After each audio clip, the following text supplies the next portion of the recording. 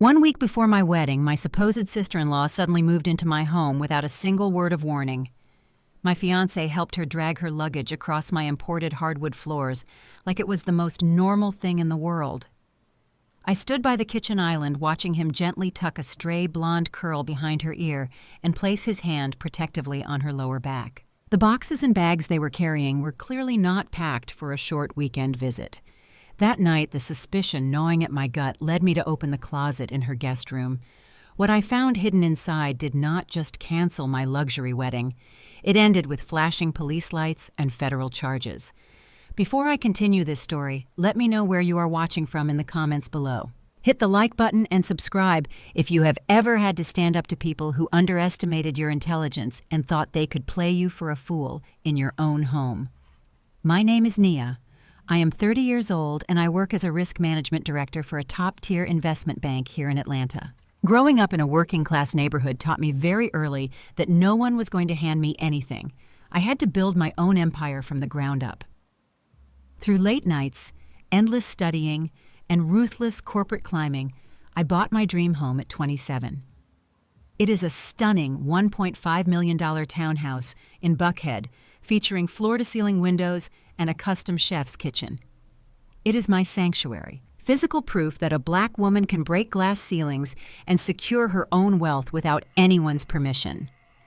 Marcus, my 32-year-old fiancé, seemed like the perfect addition to the life I had built. He was a sports agent who always wore custom Italian suits, flashed a $1 million smile, and knew exactly what to say to make people feel important. He moved in with me a year ago. While he brought his charming personality and an expensive wardrobe, he brought very little actual financial equity into our relationship. But I loved him, or at least the version of him he presented to me, so I ignored the subtle red flags. I ignored the late nights at the office and the sudden drops in intimacy. I blamed it on wedding stress. I was wrong. The reality of my situation arrived on a Tuesday evening exactly 7 days before I was supposed to walk down the aisle. I was reviewing some vendor contracts for the reception when I heard the heavy thud of the front door opening, followed by the aggressive rattling of luggage wheels. I stepped out of my office and froze. There was Marcus struggling to pull 4 massive suitcases through the entryway. Right behind him was Chloe, a 28-year-old white woman who was married to Marcus's younger brother, Jamal. Chloe stood in the center of my foyer, looking around my home with a highly critical eye. She did not say hello.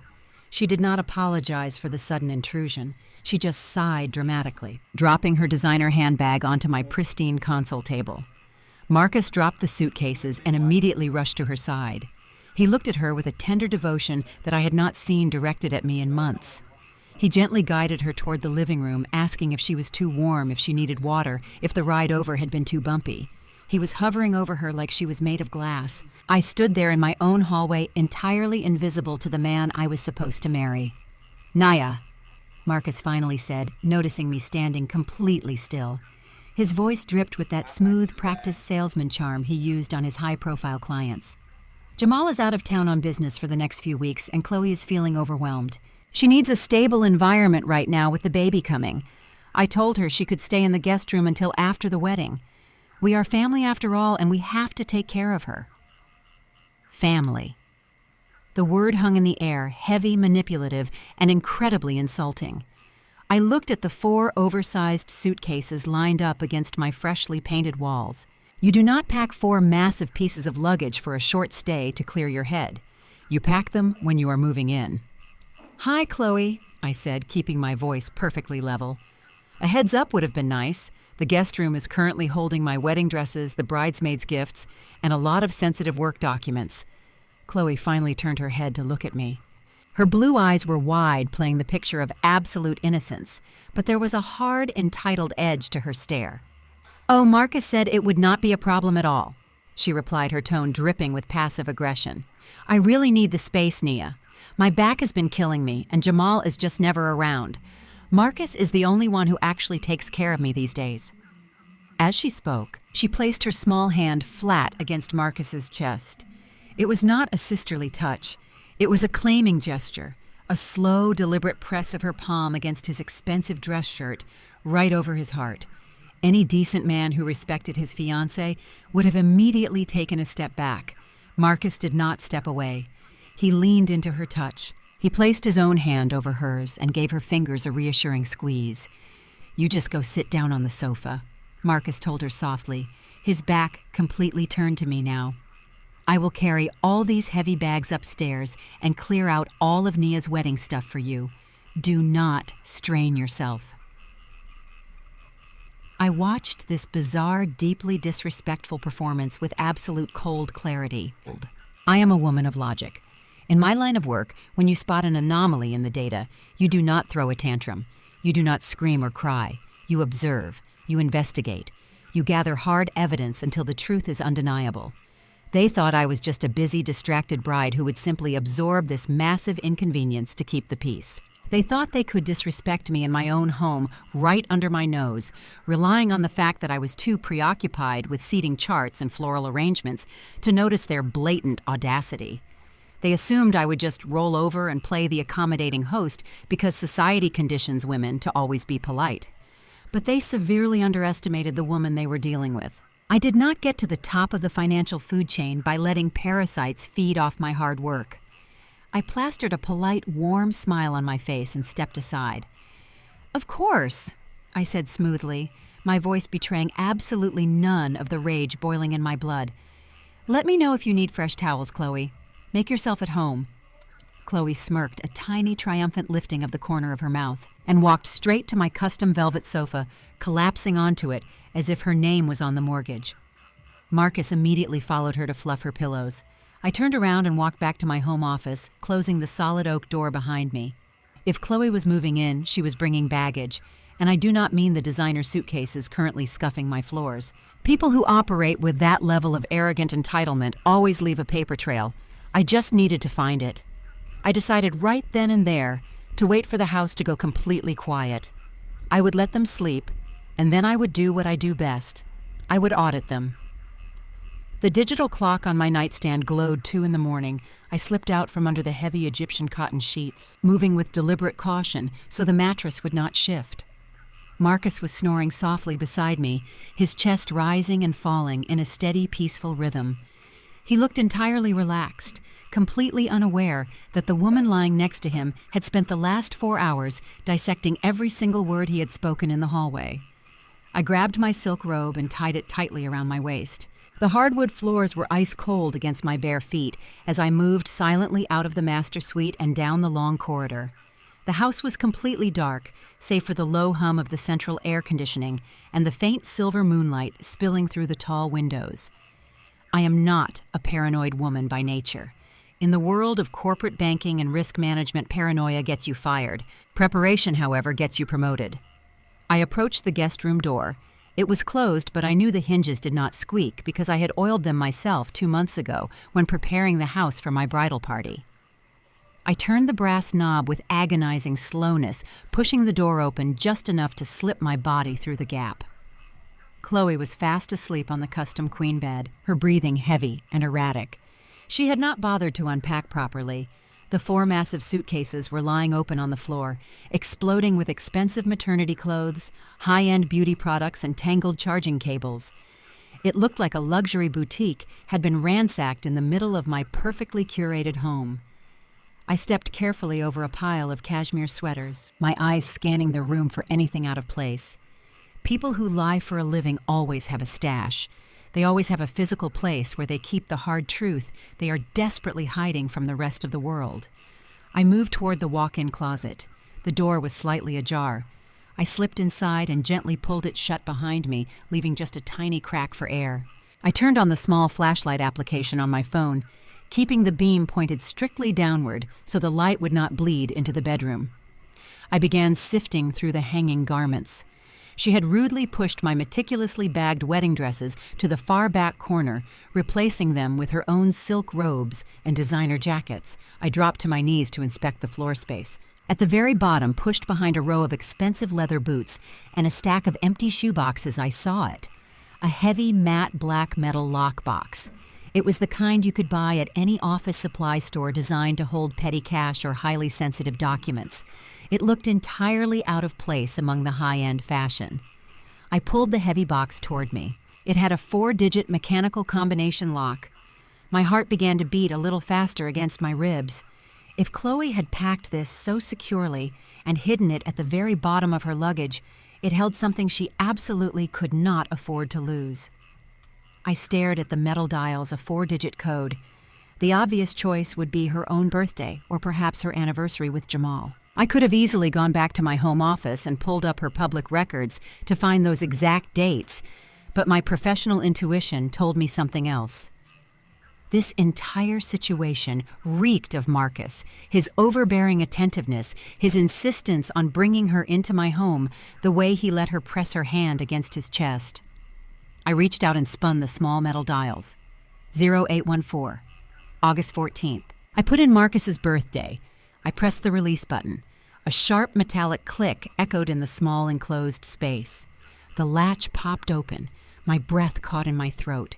The undeniable fact that her secret lockbox was secured by my future husband's birthday was a louder confession than any spoken word could ever be.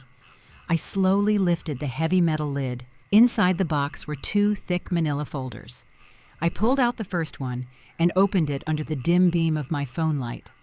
The corporate letterhead belonged to one of the most exclusive and expensive fertility clinics in the state of Georgia. It was a final invoice for in vitro fertilization treatments. I scanned down the itemized list to the total amount due $65,000. The primary patient listed was Chloe. The secondary party, the donor, was not Jamal. That line was left completely blank, but there was a small handwritten sticky note clipped to the front of the heavy invoice. It simply said, "Thank you, Marcus, for covering the final installment." My stomach dropped into a bottomless pit. Marcus was paying for his sister-in-law to get pregnant to the tune of tens of thousands of dollars. This was the same man who had spent the last 3 months telling me we needed to severely cut back on our wedding budget because his sports agency was having a terrible quarter. But the worst was yet to come. I placed the fertility clinic invoice down and opened the second folder. It contained a massive stack of complex legal and financial documents. The top page was a commercial loan application for the Small Business Administration. The requested funding amount was $2.5 million. The primary applicant was Marcus's sports management agency. I am a risk management director. I read complex financial documents faster than most people read magazines. I quickly flipped past the executive summary straight to the collateral section to see exactly how Marcus planned to secure a multi-million-dollar federal loan. Federal loans require heavy, undeniable collateral. Marcus had no hard assets. His luxury car was leased. His flashy office downtown was rented.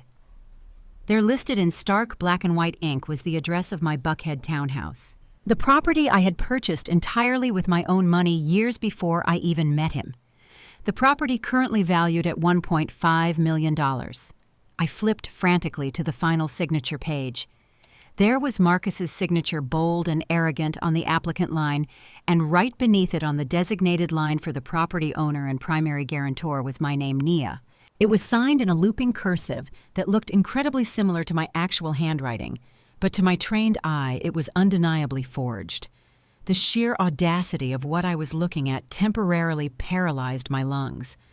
The man currently sleeping peacefully in my bed, the man I was supposed to marry in exactly 7 days in front of 300 guests, had literally forged my signature to put a massive federal lien on my home.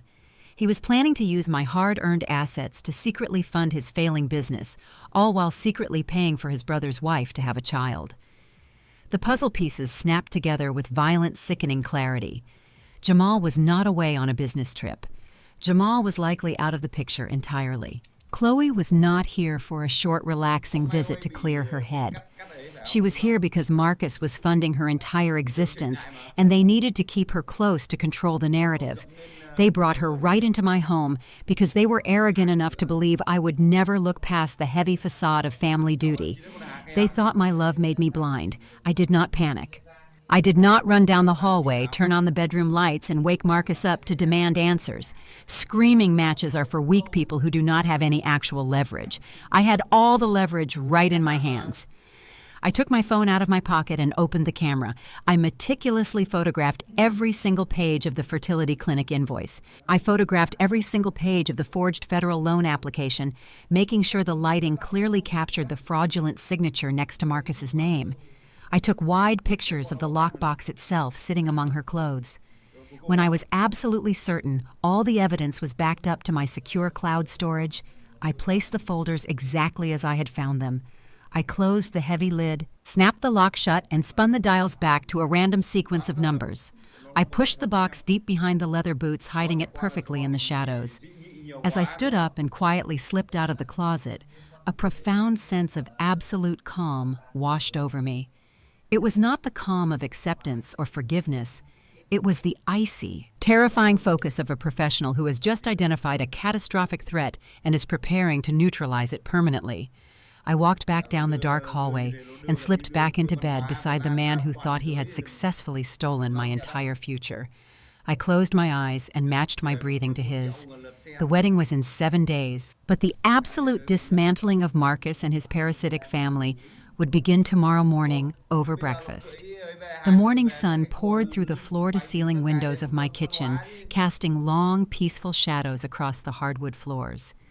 It was a beautiful Wednesday. I stood at the marble island sipping a cup of dark roast coffee, waiting. I had been awake since my 2:00 a.m. discovery in the guest room. I spent those hours connecting my phone to my wireless printer in the home office, producing crisp, high-resolution copies of the documents I had photographed.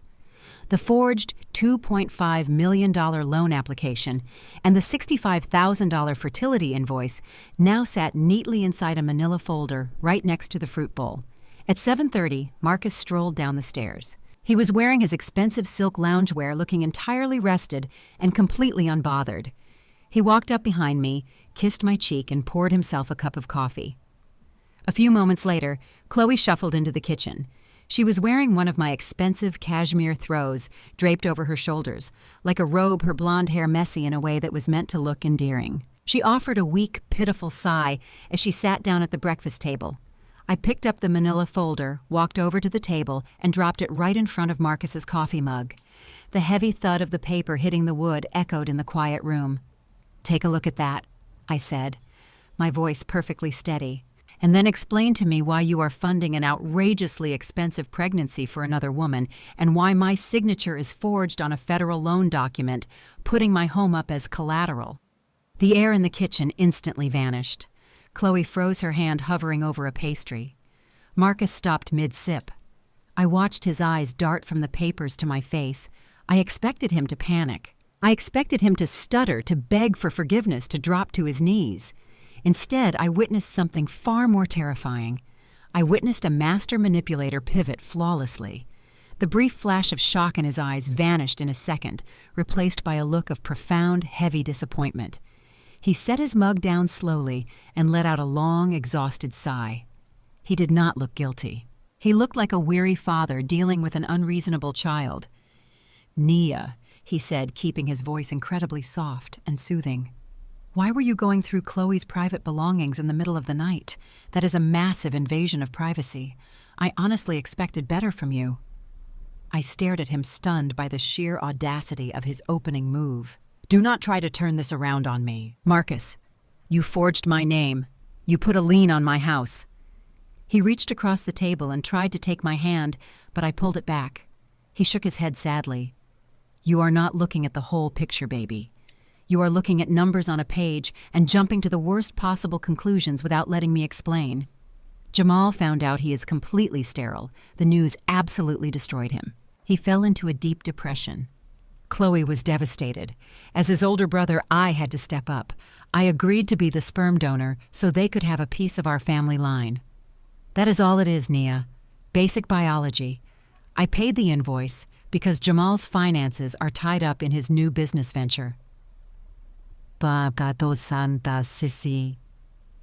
He leaned forward, looking deeply into my eyes with a practiced sincerity that made my skin crawl. "And the loan. My agency is on the verge of a massive expansion. I'm about to sign 3 top-tier draft picks. I needed a bridge loan to cover the upfront costs. I put your name on the application as a placeholder because we are getting married in a week. What is mine is yours, and what is yours is mine. We are building a life together. I was literally going to sit you down tonight over dinner and explain the whole strategy to you, but instead you went snooping, like someone who does not trust the man she loves." The psychological spin was dizzying. He was taking a calculated multi-million-dollar financial crime and an absolute betrayal of our relationship and repackaging them as acts of profound brotherly love and brilliant business strategy. He was actively trying to make me feel crazy for reading the black and white proof of his deception. Before I could even dismantle his ridiculous lies, Chloe chimed in. She let out a sharp, trembling gasp. I looked over at her. Her blue eyes were welling up with tears. Her lower lip was quivering. She was activating the ultimate weapon. White female tears designed to evoke immediate sympathy and paint whoever caused them as the undeniable aggressor. "Please, Nia," Chloe whispered, her voice cracking perfectly. "Please do not be angry with him. Marcus is just trying to save our family. You have to understand how hard this has been for me. My hormones are everywhere. I just want a baby so badly." A single tear rolled down her cheek, and she wiped it away with the edge of my cashmere throw. "You have everything, Nia. You have this massive, gorgeous house. You have a powerful career where you make so much money. You are marrying a man who would do absolutely anything to provide for his family. Please do not let a piece of paper destroy our family bond. We need this loan. We need this baby. If you cancel that loan application now, Jamal and I will lose everything. You cannot be that selfish." I stood there as the room seemed to tilt on its axis. The sheer force of their combined gaslighting created a suffocating trapping sensation. It was a brilliantly executed trap. If I reacted with the screaming, table-flipping rage that they truly deserved, I would instantly become the villain in their narrative. I would be the angry, unsupportive, aggressive black woman attacking a vulnerable, pregnant white woman and a devoted, hard-working black man who was just trying to uplift his family. They would use my justifiable anger to paint me as the crazy one to everyone we knew. They expected me to fold. They expected my guilt and my desire to be a good, supportive wife to override my professional instincts. They wanted me to look at a forged signature and accept it as a messy but well-intentioned act of love. I took a slow, deep breath, anchoring myself back to reality. I looked at Marcus's calm, manipulative face, and then at Chloe's tear-stained, entitled expression. I realized in that moment that confronting them directly was completely useless. You cannot negotiate with parasites. You can only cut off their supply. I forced the tension out of my shoulders. I let my eyes soften. I reached out and gently placed my hand over Marcus's hand. "I am sorry," I said, making my voice sound shaky and unsure. I was just shocked. Seeing my signature on something I did not actually sign terrified me. "You should have told me your plan earlier, Marcus." Marcus exhaled a loud breath of relief, his confident smile returning instantly. He turned his hand over and squeezed my fingers. "I know, baby. I know I should have communicated better, but everything is under control. I promise you we are going to be so wealthy and so happy." I looked over at Chloe and offered her a small, tight smile. "Do not cry, Chloe. Stress is bad for the baby." I picked up my coffee mug and walked out of the kitchen, leaving them at the breakfast table, thinking they had successfully neutralized the threat. They thought they had won. They had no idea that by confirming their absolute lack of remorse, they had just given me the green light to burn their entire world down to the ground. I stopped in the doorway, the cool ceramic of my coffee mug pressing against my palm. A good risk management director knows that words of surrender are never enough to convince a hostile party. You have to sell the physical performance. If I simply walked away after my sudden change of heart, Marcus's paranoia would eventually catch up with him. He was a sports agent, someone whose entire career revolved around reading body language, analyzing silent cues, and anticipating his opponent's next move. I needed to leave him completely and utterly disarmed. I turned slowly on my heels and walked back into the kitchen. Marcus tensed slightly, his broad shoulders stiffening as I approached the breakfast table. But instead of slamming my mug down or raising my voice to demand more answers, I walked directly over to his chair. I leaned down and wrapped my arms around his neck, pressing my cheek against his. "I really am so sorry," I whispered, making sure my voice carried a slight tremor of manufactured guilt. Wedding planning has me so on edge, and I am just exhausted. I should have trusted you, Marcus. You have always looked out for your family, and that is one of the reasons I fell in love with you. He let out a long, heavy breath, all the tension leaving his body at once. His arms came up to wrap around my waist, and he pulled me close, burying his face in my shoulder. "It is okay, baby," he murmured, completely falling for the illusion. "We are a team. We are going to get through this together." As I rested my chin on his shoulder, my face turned away from his line of sight and directed straight toward the dark reflection of the kitchen window. The soft, apologetic expression instantly dissolved from my features. A cold, sharp smirk cut across my face. It was the look of a predator watching its prey happily walk into a locked cage. I gently pulled away from Marcus and walked over to the other side of the table where Chloe sat. She was still dabbing at her dry eyes with my expensive cashmere throw. I leaned down and wrapped my arms around her shoulders in a firm, deliberate hug. She stiffened for a fraction of a second, clearly surprised by the physical contact, before relaxing into the embrace. I could smell her expensive floral perfume. It was a brand I knew Marcus had purchased on my credit card just last month, claiming it was a birthday gift for his mother. The sheer disgust I felt in my stomach was entirely masked by my polite, sympathetic smile. If I had exploded in that moment, thrown my engagement ring in his face, and kicked them both out into the street, I would have won a temporary emotional victory, but I would have lost the war. Canceling the wedding right then would have tipped them off. Marcus would have immediately rushed to withdraw the federal loan application, destroying the hard evidence of his financial crime. He would have vanished into the wind, leaving me with a broken heart, a ruined public image, and tens of thousands of dollars in non-refundable vendor deposits for a canceled luxury wedding. I was not going to let him walk away clean. In the corporate banking world, we study how desperate people rationalize their crimes. Marcus had convinced himself that his sports agency would eventually take off, that he would pay back the federal loan before I ever noticed the lien on my property, and that Chloe's illegitimate baby would simply blend into our extended family network. But I knew the brutal reality of small business administration loans. When a highly leveraged business fails, the federal government does not care about your excuses. They come for the collateral. They would have seized my townhouse. They would have garnished my executive salary. They would have destroyed my spotless financial reputation, rendering me completely unemployable in the banking sector. Marcus was not just cheating on me. He was actively attempting to destroy my entire future to subsidize his own mistakes. I pulled back from Chloe, giving her one last reassuring squeeze on the arm. "Take the master suite today if you want a nap," I offered sweetly, feeding her the exact validation her entitled mentality craved. "The mattress in there is much better for your back. I'm heading into the office early to finish some reports." I grabbed my car keys and my designer briefcase from the console table. As I walked out to the garage, the adrenaline that had been surging through my veins since 2 a.m. finally settled into a cold, terrifying focus. I stepped into my car and gripped the leather steering wheel. I was no longer a bride preparing for the happiest day of her life. I was a lead auditor preparing for a hostile corporate takeover. The wedding was exactly 7 days away. That gave me 168 hours to meticulously dismantle the life of the man who thought he could steal mine. I pulled my car into the garage at 6:00 that evening.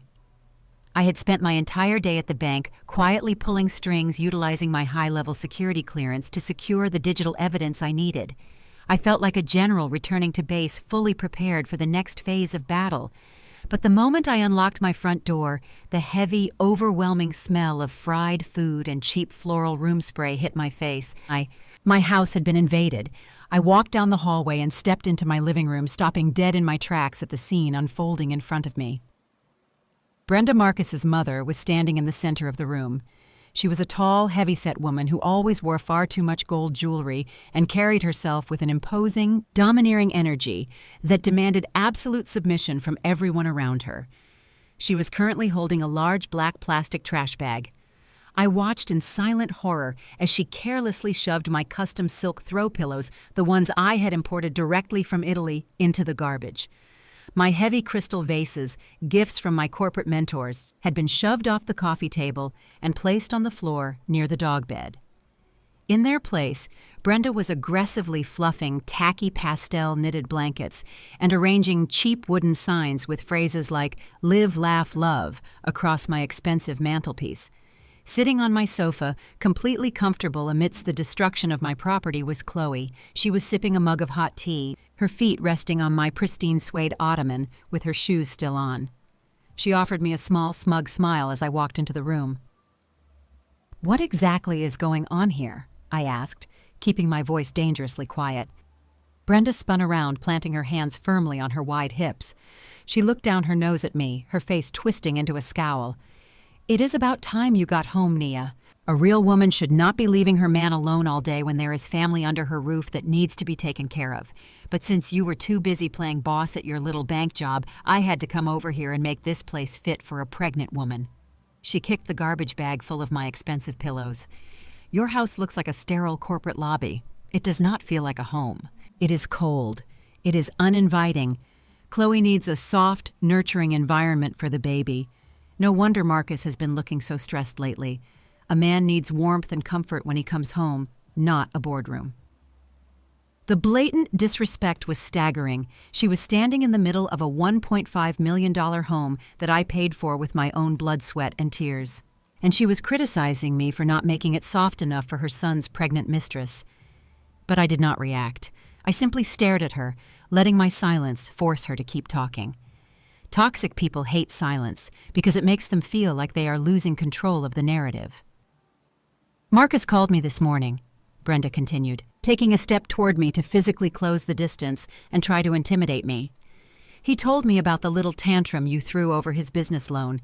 I have to say, Nia, I am deeply disappointed in you. I raised my son to be a provider. He is trying to build a massive empire for your future, and you are acting like a selfish, ungrateful roommate." She pointed a heavily manicured finger at my chest. "You think your fancy job and your salary make you better than everyone else. But let me tell you a secret about men. Money does not keep a man warm at night. Submission does. Blind support does.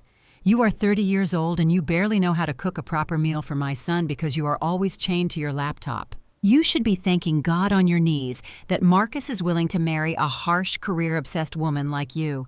Most men would have left you a long time ago for someone softer, someone who actually understands the meaning of family and knows how to nurture a man." She cast a deliberate, lingering look over at Chloe, who instantly looked down and played with the edge of her pastel blanket, acting like the perfect picture of delicate femininity. The implication was so loud it practically echoed off the walls. Brenda was not just covering for Marcus. She was actively endorsing his affair. She preferred Chloe's weak, dependent nature because it made Marcus feel like a king, whereas my independence constantly reminded him of his own financial failures. I took a slow breath, keeping my facial muscles completely relaxed. "I am sorry you feel that way, Brenda," I said evenly. "I was just surprised by the paperwork this morning. That is all." "Well, you need to get over your surprise and start acting like a wife," Brenda snapped. She marched over to her oversized leather purse resting on my dining table. She reached inside and pulled out a thick manila envelope, slapping it down hard onto my marble kitchen island. "Since you are so obsessed with paperwork, I brought these for you," she demanded. "These are the supplemental guarantor forms for the commercial loan. The bank called Marcus this afternoon. They need these secondary waivers signed in blue ink by tomorrow morning to clear the $2.5 million funds. You are going to sit down right now, sign your name on the dotted lines, and stop making my son beg for your support." I walked over to the kitchen island and looked down at the documents. My professional training kicked into high gear. I recognized these forms instantly. They were secondary liability waivers. If a primary signature on a federal loan is ever contested or flagged for fraud, these supplemental documents serve as legal proof that the guarantor was fully aware of the debt and accepted the terms unconditionally. Marcus had panicked after my confrontation this morning. He realized that leaving the forged signature as the only proof was too risky. He needed me to sign these new papers to legally trap me and erase any possibility of me claiming fraud later. And he had sent his mother to bully me into doing it. "Sign them," Brenda ordered, pulling a blue pen from her purse and shoving it toward me. Chloe is carrying your future niece or nephew. Marcus is building your future wealth. Stop being selfish and sign the papers. Chloe chimed in from the living room, her voice dripping with fake sweetness. It will just take a second, Naya. Then we can all just relax and have a nice family dinner. Marcus ordered takeout from that expensive Italian place you like. I looked at the blue pen in Brenda's hand. If I refused to sign them right now, a massive fight would break out. Marcus would come home. The wedding might be called off prematurely, and they would scramble to hide their tracks. I needed to keep the illusion alive just a little bit longer. I needed to take possession of these documents because they were the final nail in Marcus's federal indictment coffin. I reached out and took the pen from Brenda's hand. I pulled the documents toward me and flipped to the last page. I leaned over the marble island and pressed the pen to the paper. But I did not write my name. Instead, I used a specialized technique I had learned years ago during a corporate fraud seminar. I signed a completely different name, utilizing a messy, unreadable scroll that vaguely resembled my initials, but was legally distinct from my actual signature. It was a phantom signature. To a desperate man and his arrogant mother, it looked like compliance. To a forensic handwriting expert at the FBI, it would look like blatant, undeniable coercion. I flipped through the remaining 3 pages, scratching the same phantom signature on each one. I kept my face soft, projecting an aura of complete, defeated submission. There, I said quietly, sliding the papers back toward Brenda.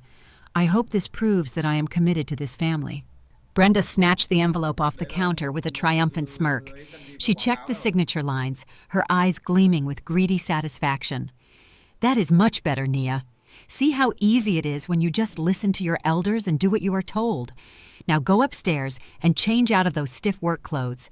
You are making the baby anxious with all your negative corporate energy. I turned around and walked toward the staircase. Every single step I took felt lighter than the last. Brenda and Chloe thought they had just bullied me into handing over my house and my financial freedom. They thought my silence was weakness. They had absolutely no idea that I had just secured the exact piece of physical evidence the federal authorities needed to prove a coordinated conspiracy to commit wire fraud. Dinner was going to be delicious. I walked upstairs into my master suite and closed the door, letting the silence of the room wash over me. I needed to completely transform my physical appearance to match the psychological submission they expected to see. I stripped off my tailored corporate blazer, my crisp silk blouse, and my structured skirt. I walked into my custom closet and pulled out a soft, oversized gray cashmere sweater and a pair of simple leggings. I took my hair out of its tight professional bun and let it fall loosely around my shoulders. I looked in the full-length mirror. I did not look like a high-powered banking executive anymore. I looked soft, tired, and thoroughly defeated. It was the exact image of the broken woman Brenda demanded her son marry. Before I left the room, I raised my left wrist. I tapped the screen of my Apple Watch, navigating directly to the secure voice memo application I had installed earlier that day. I pressed the bright red record button. The small timer began to count the seconds. I pulled the long, heavy sleeve of my cashmere sweater down, completely concealing the watch face and its glowing red indicator. I took one final deep breath to center myself. I was no longer just a homeowner dealing with difficult in-laws. I was an active investigator wiring myself for a hostile interrogation. When I walked back downstairs, Marcus had just arrived. He was standing by the kitchen island, still wearing his tailored suit, holding the manila envelope Brenda had forced me to sign. I watched his shoulders drop in a massive exhale of relief as he flipped through the pages and saw the phantom signatures I had scribbled at the bottom of the guarantor waivers. He looked up and saw me standing at the bottom of the staircase. A wide, dazzling smile spread across his face. "Thank you, baby," he said, walking over and wrapping his arms around me in a tight embrace. "I knew you would come around. I knew you would see the big picture. I am building this empire for us." I rested my head against his chest, right near his racing heart. "You are welcome, Marcus," I whispered softly. "I just want our family to be okay." The heavy aroma of garlic and rich tomato sauce filled the room as the expensive Italian takeout was unpacked. I walked into the kitchen and began plating the food. I took out my best imported ceramic dishes and polished silverware. I served Brenda first, placing a generous portion of lobster ravioli in front of her, followed by Chloe and then Marcus. I poured the sparkling water and arranged the garlic bread in a woven basket. I moved around my own dining room like a hired servant, keeping my eyes lowered and my voice submissive. Brenda sat at the head of the table, a position she had aggressively claimed for herself the moment she sat down. She took a bite of her pasta and chewed slowly, looking around my dining room with a critical sneer. "See, Nia," Brenda said, pointing her fork at me. "This is how a real household is supposed to run. A man comes home from a hard day of building his business, and his woman has food on the table. If you acted like this more often, Marcus would not be so stressed out all the time." I took my seat next to Marcus and folded my hands in my lap. "You are right, Brenda," I said, keeping my tone entirely even. "I have been too focused on my job at the bank. The paperwork today just scared me. I have never been involved in a commercial loan before." Marcus reached under the table and squeezed my knee. "It is handled now, Nia. The waivers you signed tonight clear up all the red tape. The funds will be released by Friday. We have nothing to worry about." I looked down at my plate, letting my voice tremble just enough to sound authentically paranoid. "I know I signed the secondary waivers, Marcus, but I am still terrified about the primary application, the one submitted to the federal government." I paused, letting the silence stretch across the table for 2 agonizing seconds before I dropped the bait. What if the bank auditors look closely at that first document? What if they realize that the signature on the $2.5 million collateral form is not actually mine, that someone forged my handwriting? Marcus stiffened instantly. His hand gripped my knee so hard it bruised. He opened his mouth to quickly shut the conversation down to spin another lie, but Brenda beat him to it. Toxic arrogance is the greatest enemy of a criminal, and Brenda was the most arrogant woman I had ever met. She could not stand the idea of me questioning her son's authority. "Oh, stop your dramatic whining, Nia," Brenda snapped, slamming her hand down on the table so hard the crystal water glasses rattled. My watch silently recorded every single decibel of her outrage. "So what if Marcus signed your name on that initial application? He is the man of the house. He needed the collateral quickly to secure his draft picks, and you were entirely too busy playing corporate boss at that bank of yours to do your duty as a fiancé." I looked up at her, widening my eyes in feigned disbelief to push her further. "So you knew?" I asked, making my voice sound small and fragile. "You knew he copied my signature to put a lien on my house." "Of course I knew," Brenda announced proudly, completely oblivious to the legal gravity of her own words. "I was the one who told him to do it. You have $1 million house sitting here doing absolutely nothing while my son is trying to build a legacy for his family. It is just a piece of paper, Nia. A good mother looks out for her son's business, and a good wife does whatever it takes to fund her husband's dreams. You should be apologizing to him for making him sneak around in the first place. If you were a generous woman, you would have offered the house to him months ago." I turned my head slowly to look at Marcus. "Did you really forge my name because your mother told you to?" Marcus looked annoyed, picking up his wine glass and taking a large gulp. "My mom is right, Nia. We were on a tight deadline with the underwriters. I traced your signature from a voided check. It was a business decision. Now that you signed the official waivers tonight, the forged application is legally binding anyway. It does not matter who held the pen. The debt is shared, so drop it and let us eat in peace." I looked across the table at Chloe. She was quietly eating her pasta, staring at her plate, but a tiny, satisfied smile played on her lips. She was enjoying watching me get verbally dismantled in my own home. I looked back down at my lap. The Apple Watch secured tightly against my wrist under the soft cashmere sweater was silently absorbing every single word. I had Marcus explicitly admitting to tracing my signature to secure a federal loan. I had Brenda explicitly admitting to orchestrating the fraud and instructing her son to commit the crime. It was a flawless, undeniable, crystal-clear confession of a multi-million-dollar federal conspiracy captured in high-definition audio. I picked up my fork and took a bite of my dinner. "You are right," I said softly, looking around the table at the 3 people who were actively trying to destroy my life. "It really is just paper. Everything is going to work out exactly the way it is supposed to." The dinner plates were cleared, the wine glasses were empty, and the heavy atmosphere of the dining room had settled into a sickeningly domestic calm. Marcus and his mother were laughing at some joke on the television in the living room, completely relaxed now that they believed I was legally trapped by my forged signatures. Chloe was curled up on my custom sofa, mindlessly scrolling through her phone, acting like she did not have a care in the world. I stood by the kitchen sink, washing the last of the imported ceramic dishes.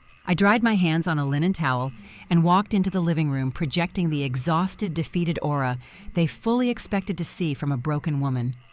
I told Marcus I had a terrible headache and was going to take a hot shower to unwind.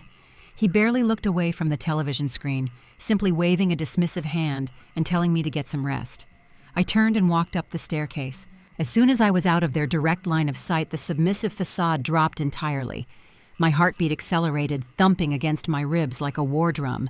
I moved quickly and silently down the long hallway, slipping into the master bathroom and quietly sliding the heavy brass deadbolt into place. I reached into the massive glass shower enclosure and turned the water temperature all the way to the highest setting. The heavy rush of the water hitting the ceramic tiles created the perfect white noise barrier, drowning out any sound that might leak through the solid wood door. Steam immediately began to billow out, fogging up the large vanity mirrors and turning the room into a humid, enclosed bunker. I sat down on the edge of the large marble bathtub, pulled my phone from my pocket, and dialed a number I knew by heart. In the corporate banking world, professional networks are absolutely everything. But for a black woman navigating the high-stakes corporate ladder in Atlanta, your sorority sisters are your absolute lifeline. I called Tara. We had crossed the burning sands together a decade ago during our undergraduate years, and she was now a senior director at the State Public Records Office. If a legal document, a court filing, or a financial footprint existed anywhere in the state of Georgia, Tara had the executive security clearance to find it. The phone rang twice before she answered. "Nia," Tara said, her voice crisp and professional even at 8 o'clock at night. "I thought you were practically off the grid this week getting ready for the wedding. Do not tell me you need another background check on a sketchy floral vendor." "I need something much bigger than a florist, Tara," I said, keeping my voice low, practically pressing the phone against my mouth so the sound would not carry over the running water. "I need you to pull a complete deep-dive financial and legal history on 2 people right now. It is an absolute emergency, and I cannot explain the details yet." Tara's tone shifted instantly. The playful banter vanished entirely, replaced by the sharp, protective focus of a sister who knew I never panicked without a legitimate reason. "Give me the names," she said. I heard the rapid rhythmic clicking of a high-end mechanical keyboard in the background as she woke up her dual monitors. I gave her the full legal names and birth dates of Marcus's brother Jamal and his wife Chloe. "What exactly am I looking for here?" Tara asked, her voice locked into her professional investigative mode. "I am staring at a massive state database. Give me a specific thread to pull so I can filter the search parameters." "Look for absolutely everything," I instructed, my eyes darting toward the locked bathroom door. "I need to know where Jamal actually is, because he is supposedly on a long business trip, but his wife just moved into my house with 4 massive suitcases and practically no explanation. I need their current residential addresses. I need you to check the civil court dockets for any recent filings. Check the county property records.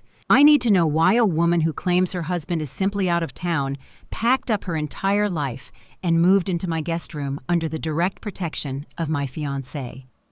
The shower continued to run the scalding water, making the air thick and heavy in my lungs. I wiped a circle of condensation off the mirror and stared at my own reflection. My eyes looked tired, but the fire burning behind them was absolute and unforgiving. I listened to the steady, rhythmic clicking of Tara's keyboard over the speaker. The silence stretched for what felt like an absolute eternity. In the risk management profession, the waiting is always the hardest part. It is the agonizing gap between suspecting a catastrophic failure and seeing the raw data that confirms your absolute worst fears. My mind raced through a dozen different scenarios, each one darker than the last. I knew the fertility clinic invoice was real. I knew the forged loan was real. But the psychological manipulation required to pull this off meant there was a foundational lie holding the entire operation together. Chloe's presence in my house was not just about free rent. It was about proximity to Marcus. "Okay," Tara finally murmured, her voice tight and analytical. "I am inside the county property and tenancy records. Jamal and Chloe do not own a home. They have been renting a 2-bedroom apartment in Midtown for the last 3 years. But wait, this is highly irregular. The lease was terminated abruptly 2 weeks ago. The landlord filed an eviction notice for non-payment of rent, but the filing was withdrawn just 3 days later. It looks like the past due balance was suddenly paid off in full by an external third party." "Marcus," I whispered, pressing my fingertips against my forehead. "Marcus paid off their eviction debt to keep them quiet and clear their names from the public registry." "Let me run a cross-check on the payment routing numbers," Tara said, the keyboard clicking furiously once again. "While that is processing in the background, let me pull up the civil court dockets for Fulton County. You wanted to know if there were any recent legal filings attached to either of their names." The water from the shower was creating a dense, suffocating fog. My chest felt incredibly tight, the adrenaline pumping through my veins, making my hands shake slightly. I gripped the phone tighter, staring at the locked bathroom door, waiting for the final piece of the puzzle to fall into place. The typing suddenly stopped. The mechanical clicks vanished. The silence on the other end of the line was absolute heavy and terrifying. "Nia," Tara said. For the first time since I had known her voice actually trembled. It was not the voice of a professional data analyst. It was the voice of a friend who had just uncovered something devastating. "Are you sitting down right now?" "I am sitting," I replied, my voice dropping to a harsh whisper. "What did you find, Tara? Tell me exactly what you are looking at on your screen." "I am looking at a finalized divorce decree from Fulton County Superior Court," Tara said, her voice dropping to a harsh, disbelieving whisper. "Jamal and Chloe are not married, Nia. They have not been married for a very long time. They filed for divorce 14 months ago, and the judge signed the final dissolution of marriage exactly 8 months ago." The sound of the scalding water hitting the shower tiles faded into a dull, distant roar. I stared blindly at the foggy glass door of the shower enclosure. My brain struggled to process the sheer magnitude of the lie. "That is impossible," I whispered. "Sibyl." I, gripping the edge of the marble vanity. "She is living in my guest room right now. Marcus told me Jamal is just away on a long business trip. He told me Jamal is infertile, and that is why he was paying for her medical treatments." Tara let out a sharp, angry breath. "Jamal is not infertile, Nia. I am reading the court documents right now. The grounds for the divorce were not irreconcilable differences. Jamal filed an at-fault divorce citing adultery. Chloe was having a long-term documented affair, and the co-respondent listed in the initial filing, the man she was sleeping with, is Marcus." My eyes snapped from the foggy bathroom tiles down to the glowing screen of my phone. The air in my lungs turned to solid ice. A profound, blinding rage ignited in my chest, burning away every ounce of confusion and leaving only terrifying clarity. 8 months ago. That was exactly when Marcus started acting distant. That was when he started taking sudden weekend business trips to network with new clients. That was when he started complaining about cash flow issues at his sports agency, claiming the market was tight. He was not networking. He was managing the fallout of his affair with his brother's wife. "The baby," I said, my voice sounding completely hollow in the humid room. "The baby she is carrying, it is his." Tara confirmed grimly. "It has to be. If the divorce was finalized 8 months ago and she is currently pregnant, the timeline aligns perfectly with their affair. The fertility clinic invoice you found makes perfect sense now. Chloe wanted to secure her meal ticket and Marcus funded it. He is not the noble sperm donor helping his tragic brother. He is the father." The entire twisted, sickening conspiracy laid itself out before me like a solved puzzle. Every single interaction I had endured over the last 48 hours was part of a meticulously orchestrated play. Brenda sitting at my dining room table just an hour ago, demanding that I make my home softer and more inviting for a pregnant woman. Brenda looking at Chloe with that approving, supportive smile. Brenda scolding me for not being submissive enough to my hard-working fiancé. Brenda knew. The entire family knew. They had all conspired to move Marcus's pregnant mistress directly into my house. They wanted me to unknowingly play the accommodating host to the woman who was carrying my fiancé's illegitimate child. They needed me to stay in the dark just long enough to sign those federal loan documents. They were using my $1.5 million townhouse, my flawless credit score, and my executive salary to bankroll the new life Marcus and Chloe were building together. They looked at me, a highly educated, successful black woman, and decided I was nothing more than a disposable ATM to fund their toxic dysfunction.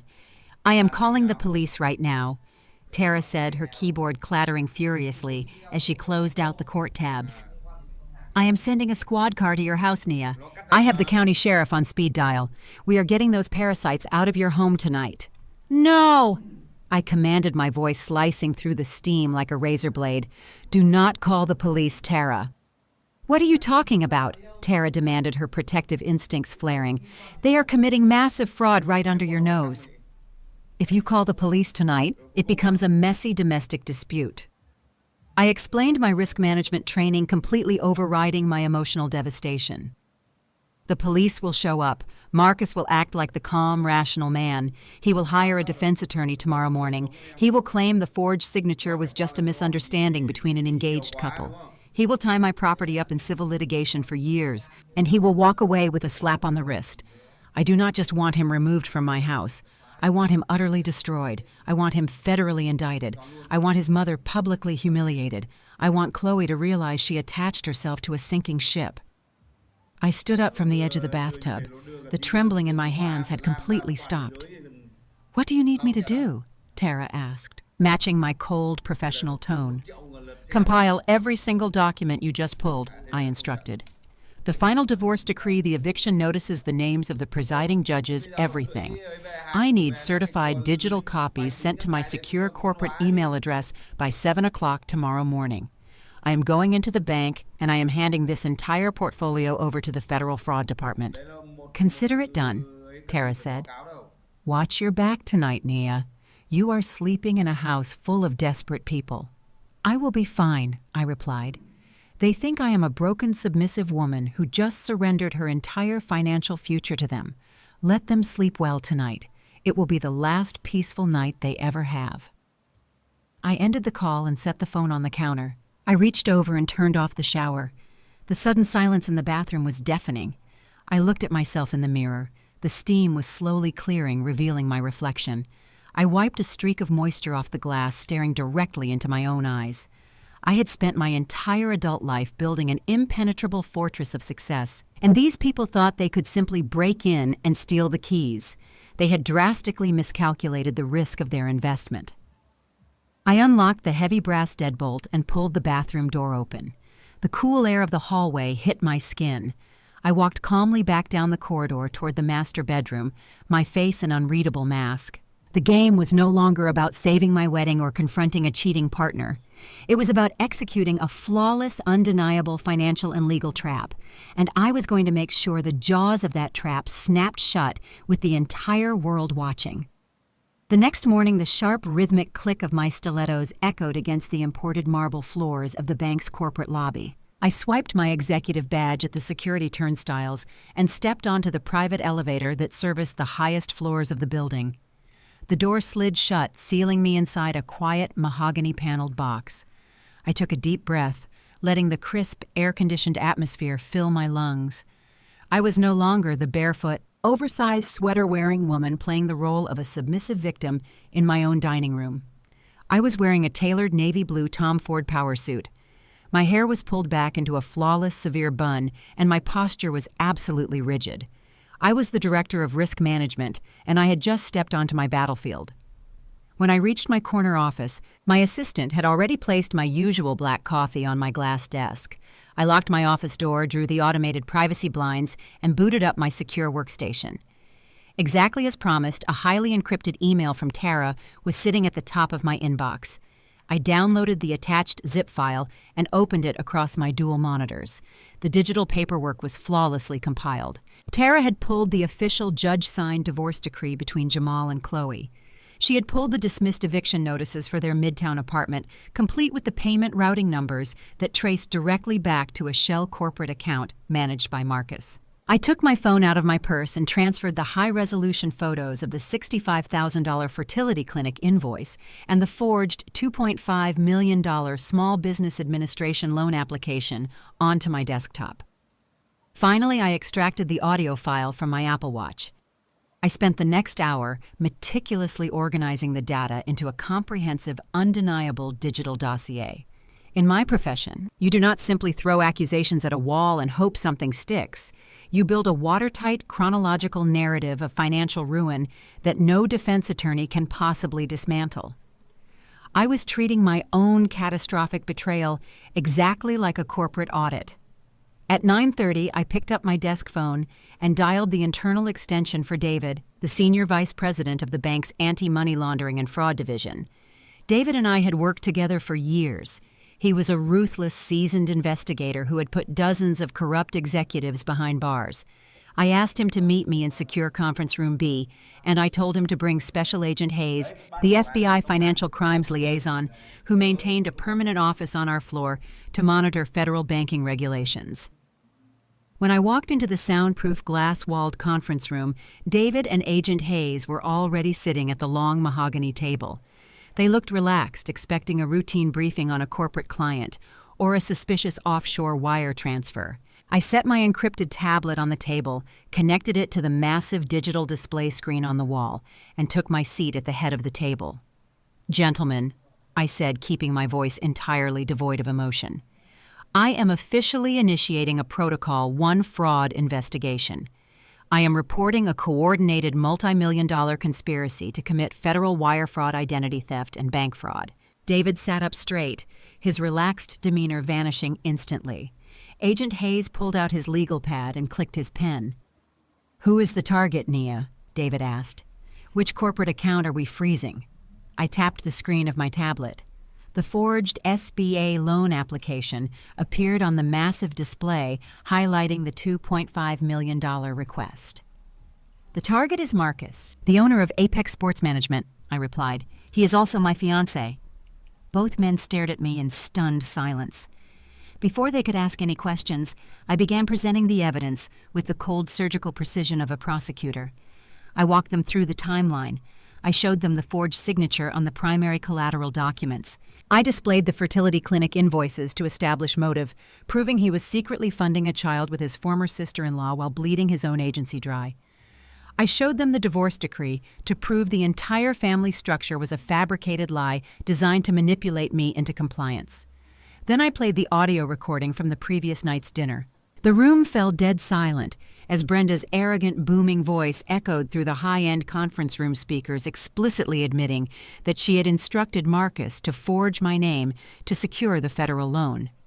Marcus's own voice followed, confirming that he had traced my signature from a voided check to bypass the underwriting deadline. When the recording ended, Agent Hayes slowly set his pen down on the table. He looked at the screen, then looked back at me, a profound look of professional respect crossing his face. "They actually admitted to federal forgery on tape," Agent Hayes said, almost in disbelief. "They handed you a signed confession wrapped in a bow. Nia, this is a slam-dunk federal indictment. With the amount exceeding $1 million, he is looking at a mandatory minimum of 10 years in federal prison. We can have a tactical unit at your house in an hour to arrest him." "No," I said sharply. "If you arrest him today, his high-profile athlete clients will quietly distance themselves. He will hire a brilliant defense team, and his mother will spend the next year hiding his assets. I do not just want him to go to prison. I want his public reputation completely eradicated. I want his agency destroyed. I want maximum visibility." I leaned forward, resting my elbows on the mahogany table. "The wedding is this Saturday.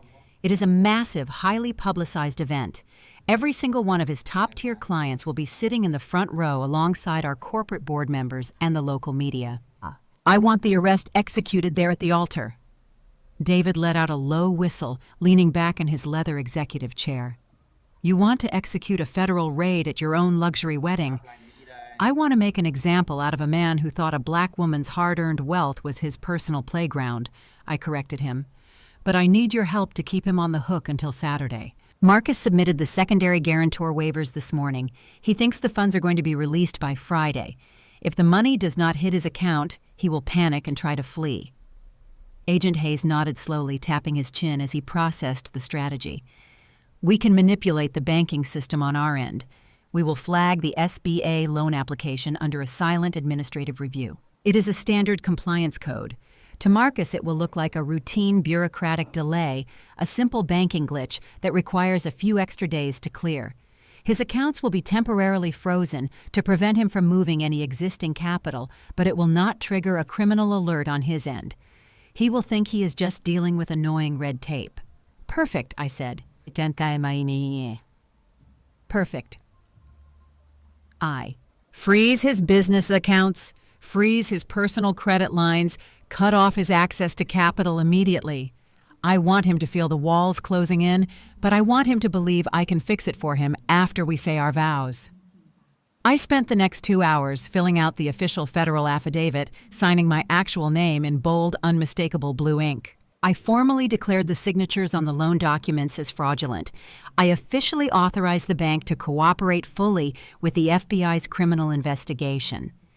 Every single document I signed wove another layer of an inescapable legal net around Marcus, Chloe, and Brenda.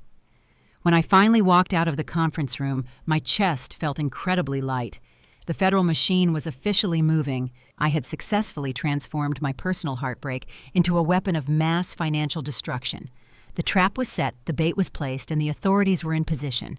Now all I had to do was go back out into the world and play a game of psychological cat and mouse with a man who was rapidly running out of borrowed time and stolen money.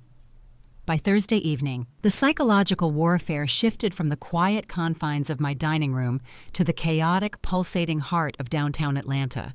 It was the night of my bachelorette party. Under normal circumstances, this would have been a curated, elegant evening with my closest sorority sisters and corporate mentors. But to maintain the absolute illusion of compliance, I had allowed Marcus to heavily influence the guest list.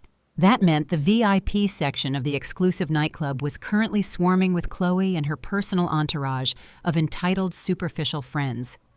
I sat on the edge of a curved white leather sofa. The club was a sensory overload of flashing neon lights, heavy bass that vibrated through the floorboards, and the thick scent of expensive perfume and alcohol. I wore a sleek, understated black designer dress, sipping a glass of sparkling water. I was an island of absolute stillness in a sea of frantic energy. A few feet away from me, in the dead center of the VIP section, Chloe was holding court. She was wearing a tight sequined dress that highlighted her small baby bump, but she was behaving as if she were single and completely unburdened.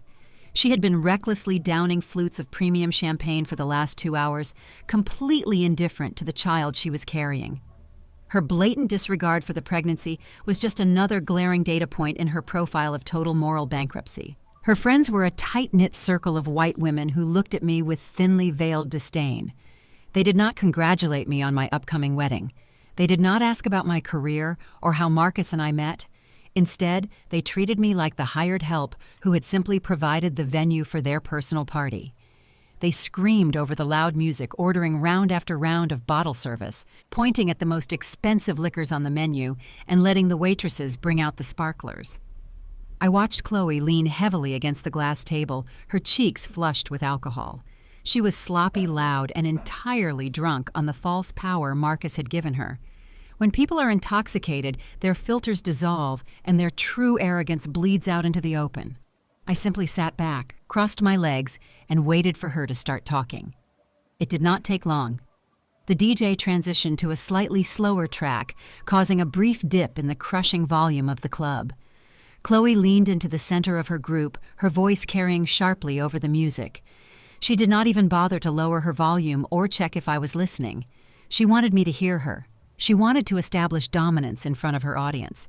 "You guys do not understand how exhausting it is living in that massive house," Chloe complained loudly, gesturing vaguely in my direction with her half-empty champagne flute. "It is like living in a museum. Everything is so stiff and boring. Marcus hates it. He tells me all the time that he cannot stand how cold she is." One of her friends, a blonde woman in a red dress, let out a high-pitched laugh and glanced at me. "Then why is he marrying her, Chloe? Why does he not just leave and be with you full time?" Chloe rolled her eyes, taking another large gulp of her drink. Because she is a walking ATM, obviously. Do you know how much money a risk director makes? Marcus is a brilliant agent, but his business needs capital to grow. He told me he is only walking down that aisle on Saturday to secure the funding for our future. He says being with her feels like attending a corporate board meeting, but being with me feels like coming home. The group of women cooed in sympathetic agreement, casting pitying, mocking glances my way. He is practically putting everything in my name anyway. Chloe bragged, her speech beginning to slur slightly, as her arrogance completely overtook her common sense. The cars, the business, the house. She is just paying the bills while we build our actual family. She is so desperate to keep a man that she just signs whatever we put in front of her. It is actually kind of pathetic. I almost feel bad for her. I sat perfectly still on the white leather sofa. A weaker woman might have cried. A more impulsive woman might have lunged across the glass table and dragged Chloe out of the club by her sequined hair. But I felt absolutely nothing but a cold, surgical satisfaction. Every single insult she threw at me, every humiliating brag she made to her friends was built on a foundation of stolen money that was currently evaporating into thin air. She was standing on a trap door, mocking the person holding the lever. It was a spectacular display of toxic delusion. The hours dragged on, and the table became a graveyard of empty crystal bottles. The waitresses in their black uniforms began clearing the glasses. The lead server, carrying a sleek black leather folio, approached our section. She bypassed Chloe and her friends and walked directly over to me. She opened the folio and presented the itemized receipt. The total was exactly $5,200. Before I could even reach into my designer purse, Chloe suddenly pushed her way through her circle of friends. She stumbled slightly against the table but caught herself plastering a wildly triumphant smirk on her face. "Do not worry about it, Nia," Chloe announced, her voice booming over the music so everyone in the VIP section could hear her. "You have been looking so stressed out lately. You should just sit back and let a real man take care of the bill." She reached into her heavily beaded clutch and pulled out a heavy metallic card. She held it up high, letting the neon club lights catch the distinct matte finish of an exclusive black credit card. It was not her card. It was Marcus's card. The exact same card tied directly to the commercial accounts I had instructed Special Agent Hayes to freeze just 10 hours ago. "My man gave me this before I left the house tonight," Chloe bragged to her friends, waving the card like a royal scepter. "He told me to spoil my girls and not to worry about a single cent. He said he always takes care of the people who actually matter to him." She tossed the black card onto the leather folio with a loud metallic clatter. The server picked it up, nodded politely, and turned to walk toward the main bar terminals. Chloe turned back to me, crossing her arms over her chest. "See?" She mocked, her blue eyes gleaming with drunken malice. "That is what a provider looks like. You might have the fancy job, Nia, but Marcus gives me the world without me even having to ask. You should take notes on how to properly inspire a man." I looked at the empty space where the server had just stood, and then I looked back at Chloe. The music continued to pound. The neon lights continued to flash. Her friends cheered, raising their empty glasses to toast her fabricated wealth. They were completely oblivious to the fact that the financial guillotine was currently falling. I uncrossed my legs, picked up my fresh glass of champagne from the table, and finally stood up. It was time to introduce Chloe to the real world. I moved around the heavy glass table with deliberate, unhurried grace. The heavy bass of the club music vibrated through the soles of my shoes, sending a rhythmic pulse up my legs. Chloe's friends noticed me approaching. The blonde woman in the red dress nudged Chloe, a mocking smile playing on her brightly painted lips. They were fully expecting me to throw a desperate, tearful tantrum. They wanted a show. They wanted the angry, unhinged black woman stereotype to validate their toxic narrative. Chloe turned toward me, her arms still crossed over her chest, her chin tilted upward in a posture of absolute unearned superiority. She thought she had won the ultimate prize. She thought the black metallic card currently sitting in the server's leather folio was her impenetrable shield against the real world. I stopped exactly 1 inch away from her. She opened her mouth, likely to deliver another drunken, patronizing insult for her audience, but the words never had the chance to leave her throat. Without changing my facial expression, without raising my heart rate a single beat, I extended my right arm directly over her head. I tilted my crystal flute.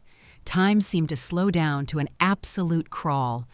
I watched the chilled golden liquid spill over the delicate rim of the glass.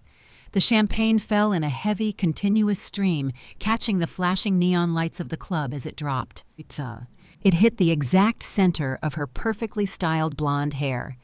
The liquid soaked instantly into her scalp, destroying her expensive blowout and plastering her curls flat against her face.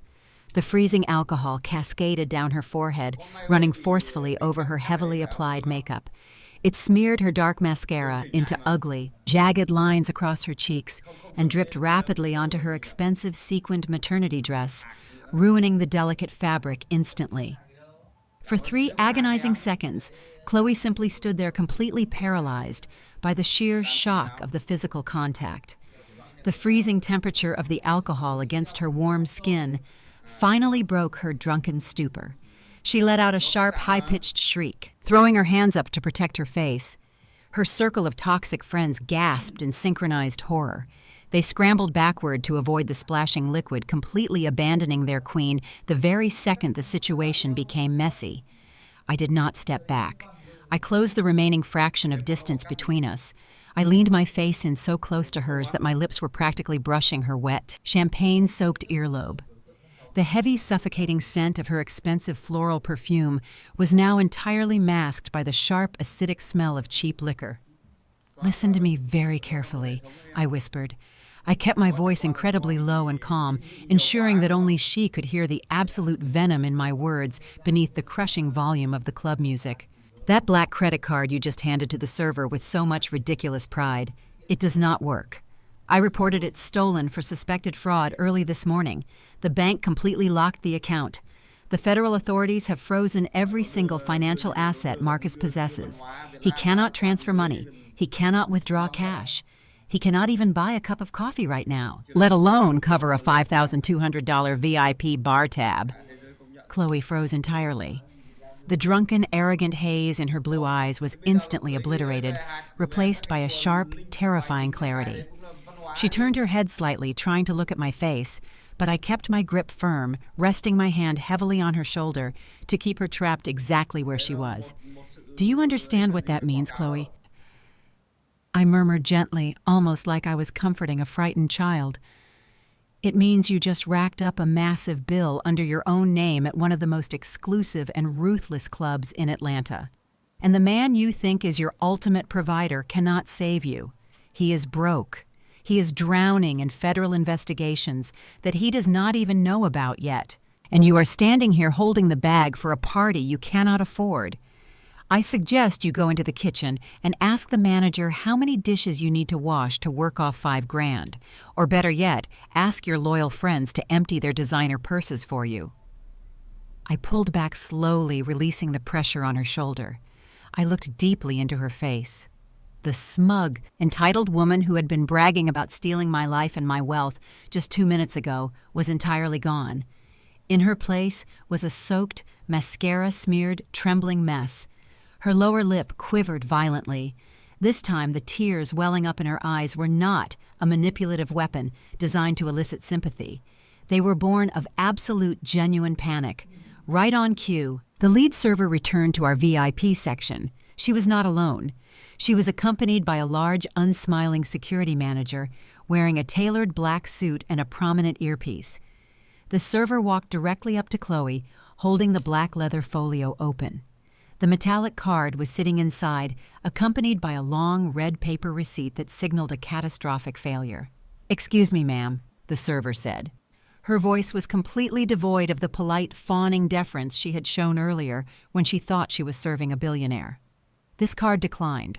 Our merchant terminal flagged it with a severe code for suspected fraudulent activity. The issuing bank has instructed us to confiscate the physical card immediately. We need another form of payment for the $5,200 right now. If you cannot provide a valid payment method, my security manager will have to detain you and involve local law enforcement for theft of services."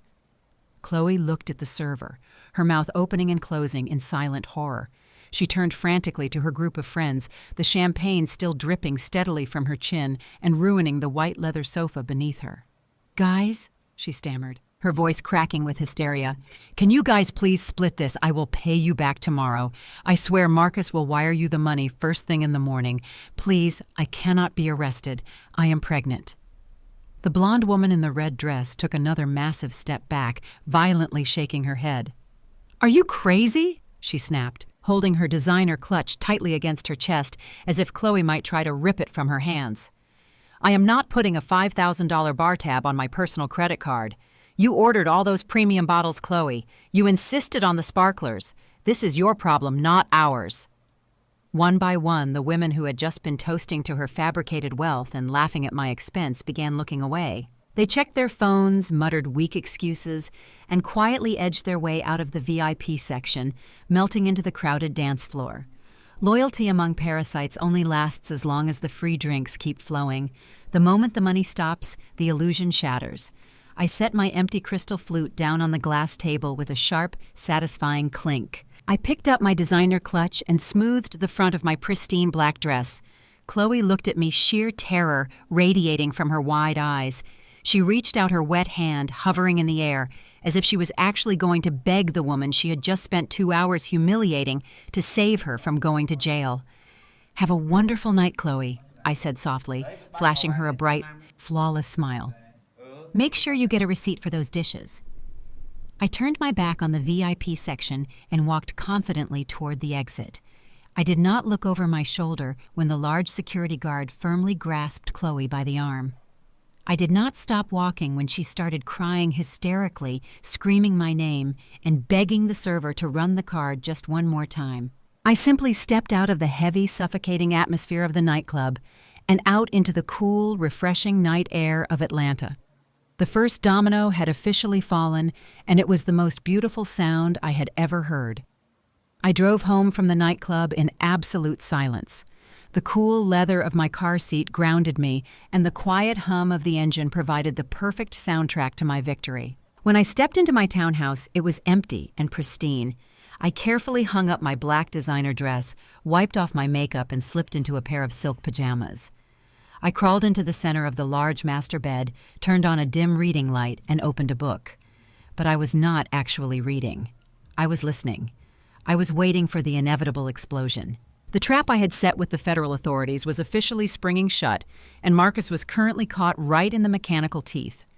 The digital clock beside me flipped to exactly midnight when the violent sound of the front door slamming open echoed up the staircase. Heavy, frantic footsteps pounded against the hardwood floors. Marcus did not just walk into the bedroom. He burst through the door like a man running from a burning building. His custom Italian suit jacket was crumpled in one hand. His expensive silk tie was ripped open at the collar, hanging loosely around his neck. Sweat beaded thickly across his forehead, and his chest heaved with shallow, panicked breaths.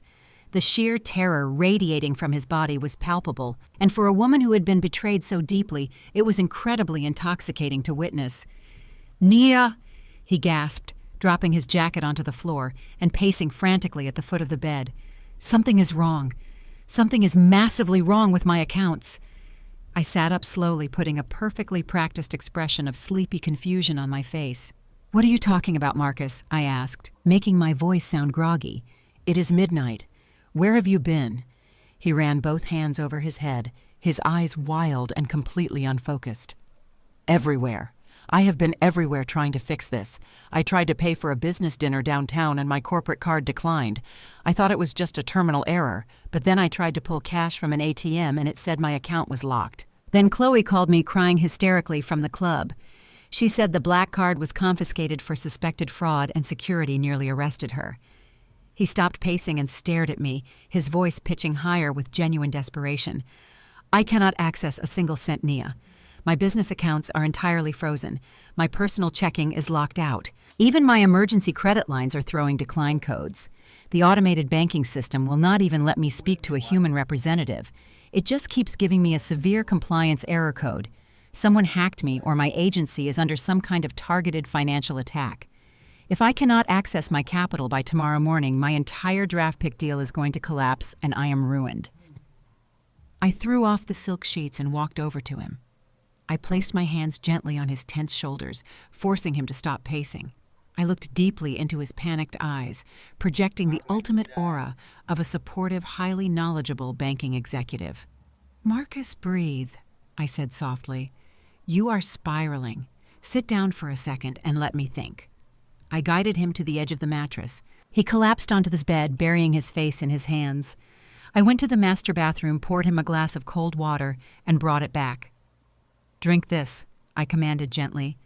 He took the glass with trembling hands and took a large gulp water, spilling slightly onto his expensive shirt. "Now listen to me," I said, sitting beside him and rubbing his back in slow, soothing circles. "You are not being hacked. I see this exact scenario at the bank all the time. Think about your spending patterns over the last 48 hours. You just submitted a massive $2.5 million federal loan application. Right after that, Chloe tries to run a $5,000 VIP bar tab at a nightclub on a card registered in your name to an automated banking algorithm that looks exactly like a stolen identity spree. The system simply triggered a massive fraud protection protocol." Marcus looked up at me. His eyes were wide, desperately wanting to believe the logical lifeline I was throwing him. "Are you sure?" he asked, his voice shaking. "Because the code said it was a severe compliance hold." "Yes," I lied smoothly, keeping my heartbeat perfectly steady. "It is a standard pre-wedding banking glitch. The federal underwriters are simply doing a silent administrative review on the collateral. When they lock a commercial loan for review, they automatically freeze the attached liquid accounts to ensure the asset baseline does not change. It is just bureaucratic red tape." "But my draft picks," Marcus pleaded, grabbing my hand. "I need that money tomorrow." I leaned in and kissed his sweaty temple. "You are not getting that money tomorrow, Marcus. These federal reviews take at least 3 business days to clear, but you do not need to panic. The wedding is on Saturday. Once we are legally married, our financial profiles will fully merge. I can call the underwriters on Monday morning as your wife and the primary guarantor on the property. I will personally authorize the release of the funds and clear the red tape for you from the inside." The transformation in his body was immediate and absolute. The rigid, terrified tension completely melted out of his muscles. He let out a massive, shuddering breath of profound relief. He leaned forward and wrapped his arms tightly around my waist, burying his face against my stomach. "Thank God," he whispered fiercely. "Thank God I am marrying a woman who understands this financial world." I thought I was going to lose everything tonight. I thought my entire life was over. I stood there in the quiet bedroom, stroking his hair with the gentle, rhythmic motion of a loving partner. He was thanking the very woman who had personally orchestrated his absolute destruction. He was dropping his guard, completely trusting me to save him from a trap I had built with my own 2 hands. He believed that the finish line was just 3 days away, utterly blind to the fact that his finish line was a brick wall. "You are never going to lose everything, Marcus," I said softly to the dark room, a cold smile touching my lips. "Just focus on the wedding. I promise you. By Saturday afternoon, all of your financial problems will be permanently resolved." The private dining room at the Capitol Grill in downtown Atlanta was bathed in warm amber light. A heavy crystal chandelier hung above the long mahogany table, casting a soft, expensive glow over the imported linens, the polished silver cutlery, and the massive floral centerpieces I had personally selected. To the waiters and the other patrons looking through the frosted glass doors, we looked like the absolute pinnacle of success. A wealthy, beautiful family gathered on the eve of a spectacular luxury wedding. But as the camera of reality moved closer to the table, the suffocating tension in the air became entirely undeniable. It was Friday night, the rehearsal dinner. Marcus sat beside me at the head of the table, wearing a custom velvet dinner jacket that probably cost more than his car lease. He was smiling at his groomsmen, laughing loudly at the right moments, and playing the role of the confident, powerful sports agent to absolute perfection. But I was sitting close enough to see the cracks in his armor. I could see the subtle, uncontrollable tremor in his hands every time he picked up his crystal water glass. I could see a heavy layer of nervous sweat forming at his hairline. His commercial accounts were still completely frozen by the federal authorities. He was bleeding out, financially panicking behind his $1 million smile, and he truly believed I was his only remaining lifeline. Directly across the table sat Chloe. She was a mere shadow of the arrogant, loud woman she had been 24 hours ago at the nightclub. She wore a high-necked conservative maternity dress that looked incredibly cheap compared to the luxurious surroundings. She had barely touched her expensive filet mignon. Every single time our eyes met across the table, she quickly looked down at her lap, her face pale and drawn. The lingering terror of her declined black card, the public humiliation, and her near arrest had completely broken her spirit. She was beginning to realize that the wealthy fantasy she had built with Marcus was rapidly turning into a nightmare. Brenda, however, was in rare form. Marcus's mother was drinking expensive Cabernet, wearing a hideous sequined gown that caught too much light, and aggressively dominating the conversation. She was treating the restaurant staff terribly, barking orders at the waiters and complaining about the temperature of the soup. She was projecting extreme confidence because she believed the trap was already set and I was safely secured inside it. As the waiters cleared the dessert plates and began pouring the final round of espresso, the meaningless chatter around the table naturally began to die down. The atmosphere shifted. Marcus adjusted his silk tie and cleared his throat. He looked across the mahogany table at his mother. Brenda stopped swirling her wine and gave him a singular sharp nod. It was a silent, chilling signal. It was the look of two predators deciding it was time to finally kill the prey. Marcus reached down into his leather briefcase resting by his chair. He pulled out a thick, cream-colored legal folder and placed it gently on the table between us. He reached out and took my hand. His palm was clammy and ice-cold. "Nia, baby," Marcus started, his voice smooth and dripping with that practiced salesman sincerity. "Before we head into tomorrow and say our vows before God, there is one last piece of business we need to handle. We are both highly successful people. We are building a massive empire together. But I know how incredibly hard you have worked for your career at the bank, and I know how much your house means to you." Brenda leaned forward, resting her heavy elbows on the table and putting on a sickeningly sweet smile that did not reach her eyes. "Marcus came to me yesterday, Nia. He told me he wanted to make sure you felt absolutely secure entering this marriage. In today's world, a smart corporate woman like you needs ironclad protection. We want to do this right. We want to protect your assets." Marcus opened the cream-colored folder, revealing a thick stack of legal documents. "It is a prenuptial agreement," he said softly, looking deeply into my eyes. "I had my lawyers drafted up this afternoon. It explicitly states that your Buckhead townhouse remains entirely your separate property in the event of a divorce. It fully protects your executive savings and your retirement accounts. I am putting it all in writing, Nia. I want you to know that I am marrying you for your heart, not your portfolio." I looked down at the crisp, legal document resting on the table. It was a beautiful, masterful performance. If I had been a naive woman, blinded by love, or a desperate bride, terrified of losing her handsome groom, I would have seen this as the ultimate romantic gesture. A proud black man putting his ego aside to legally protect his wealthy wife. I would have signed it immediately through tears of gratitude. But I was not a naive woman. I was a director of risk management. I spent my entire professional life hunting financial predators. I knew that when a drowning man hands you a life jacket, it is almost always tied to an incredibly heavy anchor. "This is very thoughtful, Marcus," I said, keeping my voice perfectly neutral and soft. I gently pulled my hand out of his grip and picked up the document. I began to slowly turn the pages. I completely bypassed the flashy bolded sections at the front that highlighted my house and my bank accounts. That was just the bait. I went straight to the dense, single-spaced paragraphs buried deep in the back of the contract under the miscellaneous liability and indemnification clauses.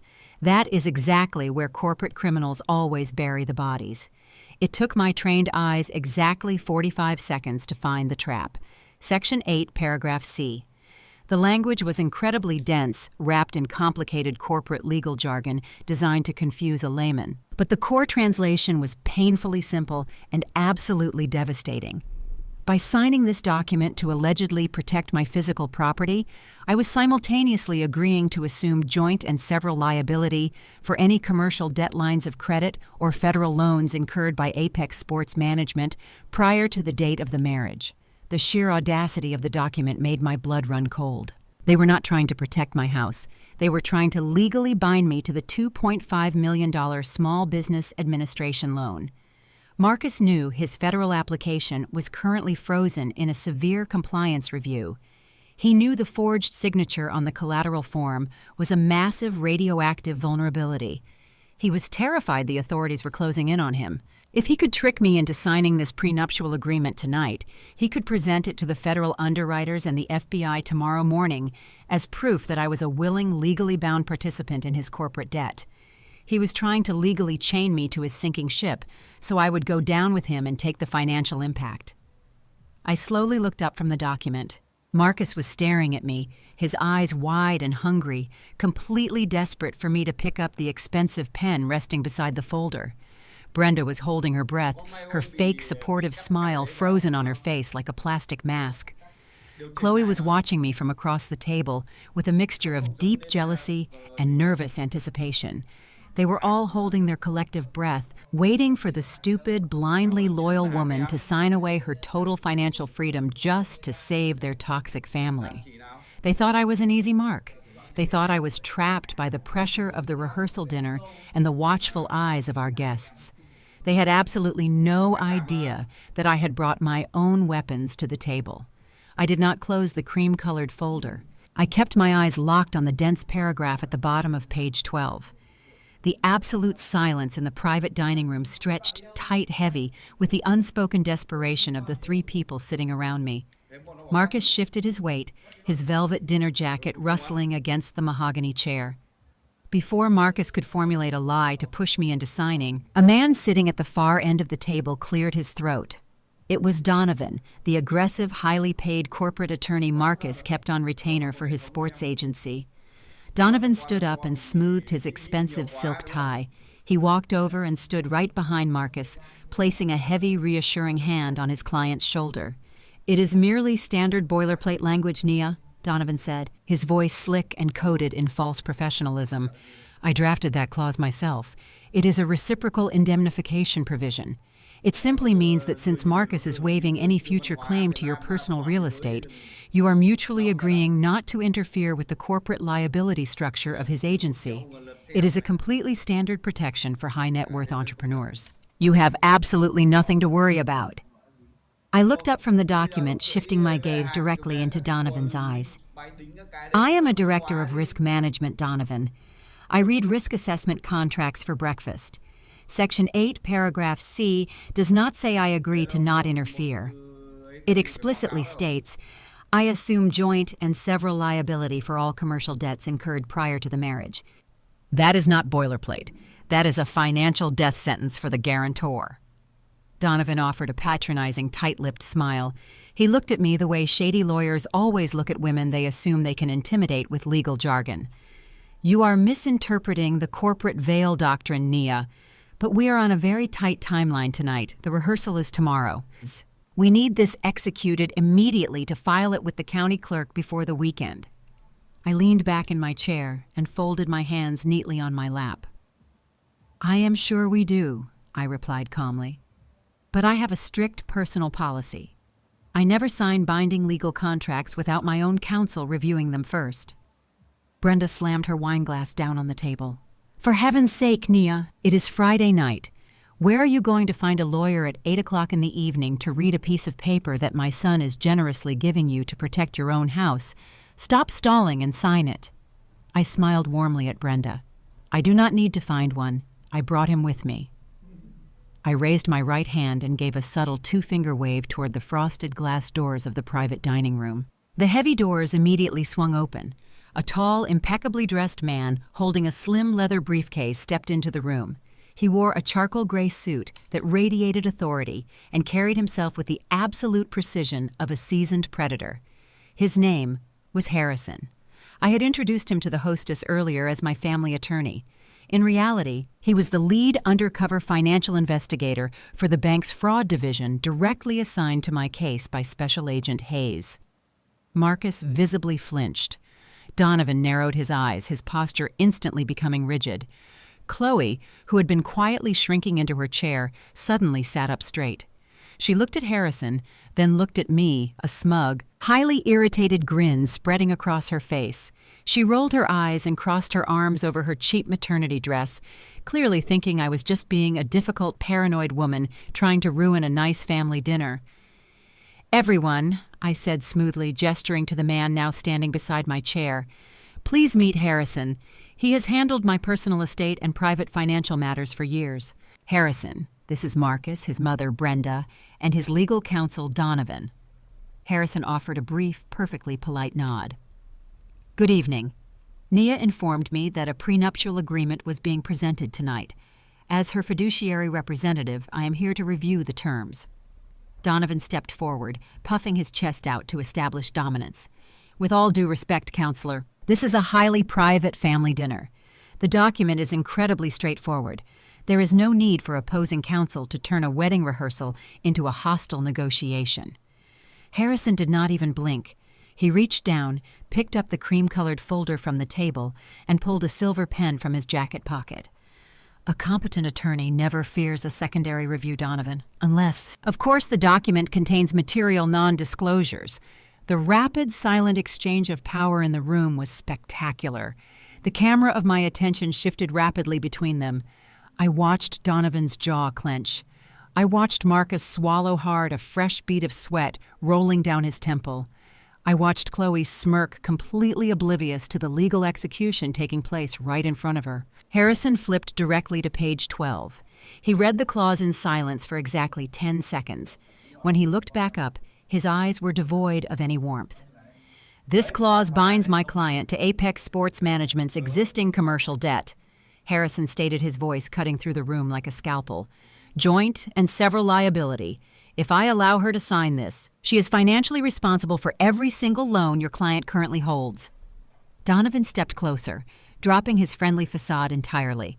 His voice lowered into a threatening, passive-aggressive register. "My client is a highly successful sports agent.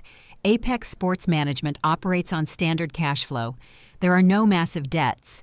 It is a formality to satisfy future corporate investors. If she loves him, she signs the paper." Harrison smiled. It was a terrifying smile. "Excellent. If there are no massive debts, then you will have absolutely no problem attaching a sworn schedule of assets and liabilities to the back of this agreement." Marcus let out a sharp, involuntary gasp.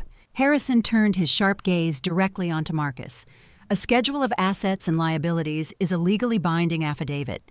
You must list every single line of credit, every corporate loan, and every federal application currently pending under your name.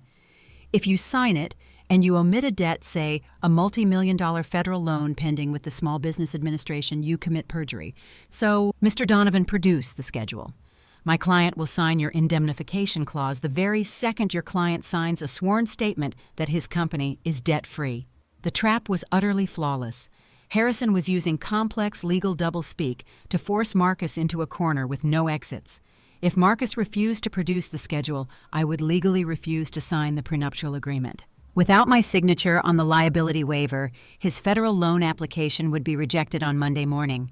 His fraud would be exposed, and he would lose everything. But if Marcus produced a fake schedule tonight, explicitly claiming he had no federal loans and signed it in front of a licensed attorney, he was actively committing documented federal perjury to secure a fraudulent contract. He would be handing the FBI the final, undeniable piece of evidence they needed to lock him in a federal penitentiary for a decade. Chloe leaned across the table, her smug grin firmly in place. "Just print the paper, Marcus. Show her lawyer you do not owe anyone anything. She is just being dramatic. Let her sign the contract so we can finally eat dessert." Marcus stared at Chloe with a look of pure, unadulterated hatred. He was drowning in a raging ocean, and his pregnant mistress was happily handing him an anvil. He looked at Donovan. Donovan gave him a slow, grim nod. The shady lawyer knew they had no choice. They needed my signature to unfreeze their accounts tomorrow. They had to take the risk. Donovan reached into his own briefcase and pulled out a blank schedule of assets and liabilities form. He placed it on the mahogany table. Marcus picked up a pen with a violently shaking hand. He checked the box indicating his business was entirely free of commercial debt. He signed his name at the bottom. Harrison smoothly pulled the paper across the table, inspecting the perjured signature. He looked at me and gave a microscopic, nearly invisible nod. The investigator had his proof. The federal crime was now complete and legally notarized. "Everything appears to be in order," Harrison said, sliding the prenuptial agreement back in front of me. "You may proceed." Harrison's silver pen felt heavy and cold in my hand. I looked across the table at Marcus. The severe, panicked sweat that had been dripping from his forehead just moments ago was beginning to dry. He was looking at the cream-colored folder with a hungry, desperate anticipation. I gave him a warm, reassuring smile. It was the smile of a completely devoted, entirely manageable future wife who had just accepted her place in his shadow. I lowered the tip of the fountain pen to the thick, textured paper. The memory of that exact second plays in my mind like a slow-motion film, the extreme close-up of the silver nib pressing firmly into the designated signature line. The crisp, sharp scratching sound of the dark ink flowing onto the page echoed loudly in the quiet dining room. I did not use a phantom signature this time. I used my absolute legally binding, flawless corporate signature. I wanted this specific document sealed, certified, and permanently indestructible. I signed my name, dated it precisely, and pushed the heavy folder back across the mahogany table. The collective sigh of relief from the other side of the table was so massive it practically shifted the air in the room. Marcus closed his eyes and let out a long, shuddering breath. He slumped back into his velvet dining chair, the rigid terror finally leaving his broad shoulders. Brenda clapped her hands together, a sharp, piercing sound of absolute victory. She picked up her wine glass and held it high in the air, her face flushed with triumph. "To family!" Brenda announced, her loud voice booming through the elegant private dining room. "And to a woman who finally learned how to support her man properly. I knew you had it in you, Nia. You made the right choice tonight for everyone." Donovan, the shady corporate lawyer, let out a smug chuckle. He reached over, closed the folder with a definitive snap, and slid it directly into his luxury leather briefcase. "A wise decision, Nia," he said smoothly, locking the brass clasps on his bag. "It is always better to keep things simple and cooperative. I will have this filed with the county clerk first thing Monday morning to ensure the corporate liability structures are fully realized." Chloe leaned back in her chair, her pale face finally regaining some color. She picked up her gold-trimmed dessert menu, completely ignoring the massive legal bullet that had just grazed the room. "Thank goodness that is over," Chloe complained with a dramatic sigh. "Can we finally order the chocolate lava cake now I am eating for two, and the baby is absolutely starving?" Marcus reached across the table and grabbed my hand, squeezing my fingers so tightly it almost hurt. "Thank you, baby," he whispered, his eyes shining with a profound relief and fabricated love. "You just saved our future. You have no idea how much this means to me." I smiled back at him, letting my eyes soften into a look of complete adoration. "I know exactly what it means, Marcus." What Marcus, Brenda, Chloe, and even the arrogant lawyer Donovan did not know was that they had just blindly walked into the most lethal financial trap of their entire lives. When Harrison picked up the cream-colored folder to inspect the indemnification clause earlier, he did not just read page 12. Harrison is a master federal investigator who has spent 20 years dismantling high-level corporate syndicates. With a flawless, imperceptible sleight of hand executed right under Donovan's arrogant nose, Harrison had slipped a single highly customized page into the back of the contract stack. When Marcus grabbed his own pen in a blind panic to sign the perjured schedule of assets and liabilities, Donovan had instructed him to initial the bottom of the adjoining pages to officially certify the addendum. Marcus was so terrified of losing my signature and so desperate to secure the deal that he quickly initialed every single page Harrison pointed to without reading a single word of the fine print. The page Harrison inserted was not standard boilerplate language. It was an embedded acknowledgement of bank fraud clause disguised under standard corporate indemnification formatting and heavy legal jargon. The clause explicitly stated that Marcus was the sole architect of the $2.5 million Small Business Administration loan. It legally declared that any secondary signatures attached to that specific federal commercial loan were obtained without the primary guarantor's physical presence or informed consent. By signing his name and initialing that specific page right next to his perjured schedule, Marcus had unknowingly executed a sworn, legally binding confession. He had officially admitted on paper to being the sole mastermind of a federal financial crime. Donovan, the man paid to protect him, was going to walk into the county courthouse on Monday morning and file a notarized federal confession into the public record, completely destroying his own client. Harrison clicked his silver pen shut and slipped it back into his tailored charcoal jacket pocket. "My work here is concluded," Harrison said, his voice entirely devoid of emotion. He gave me a brief professional nod, completely breaking his undercover character for just a fraction of a second to convey absolute operational success. "Have a wonderful wedding weekend, everyone." Harrison turned and walked out of the private dining room, the heavy, frosted glass doors closing quietly behind him. The atmosphere at the table instantly transformed into a lively, celebratory party. The suffocating tension was completely gone. Marcus flagged down a waiter and recklessly ordered 2 bottles of the most expensive vintage champagne on the menu. He completely forgot that his accounts were currently frozen by a severe compliance hold because he truly believed my signature on the prenuptial agreement would magically unlock his capital the second the banks opened on Monday.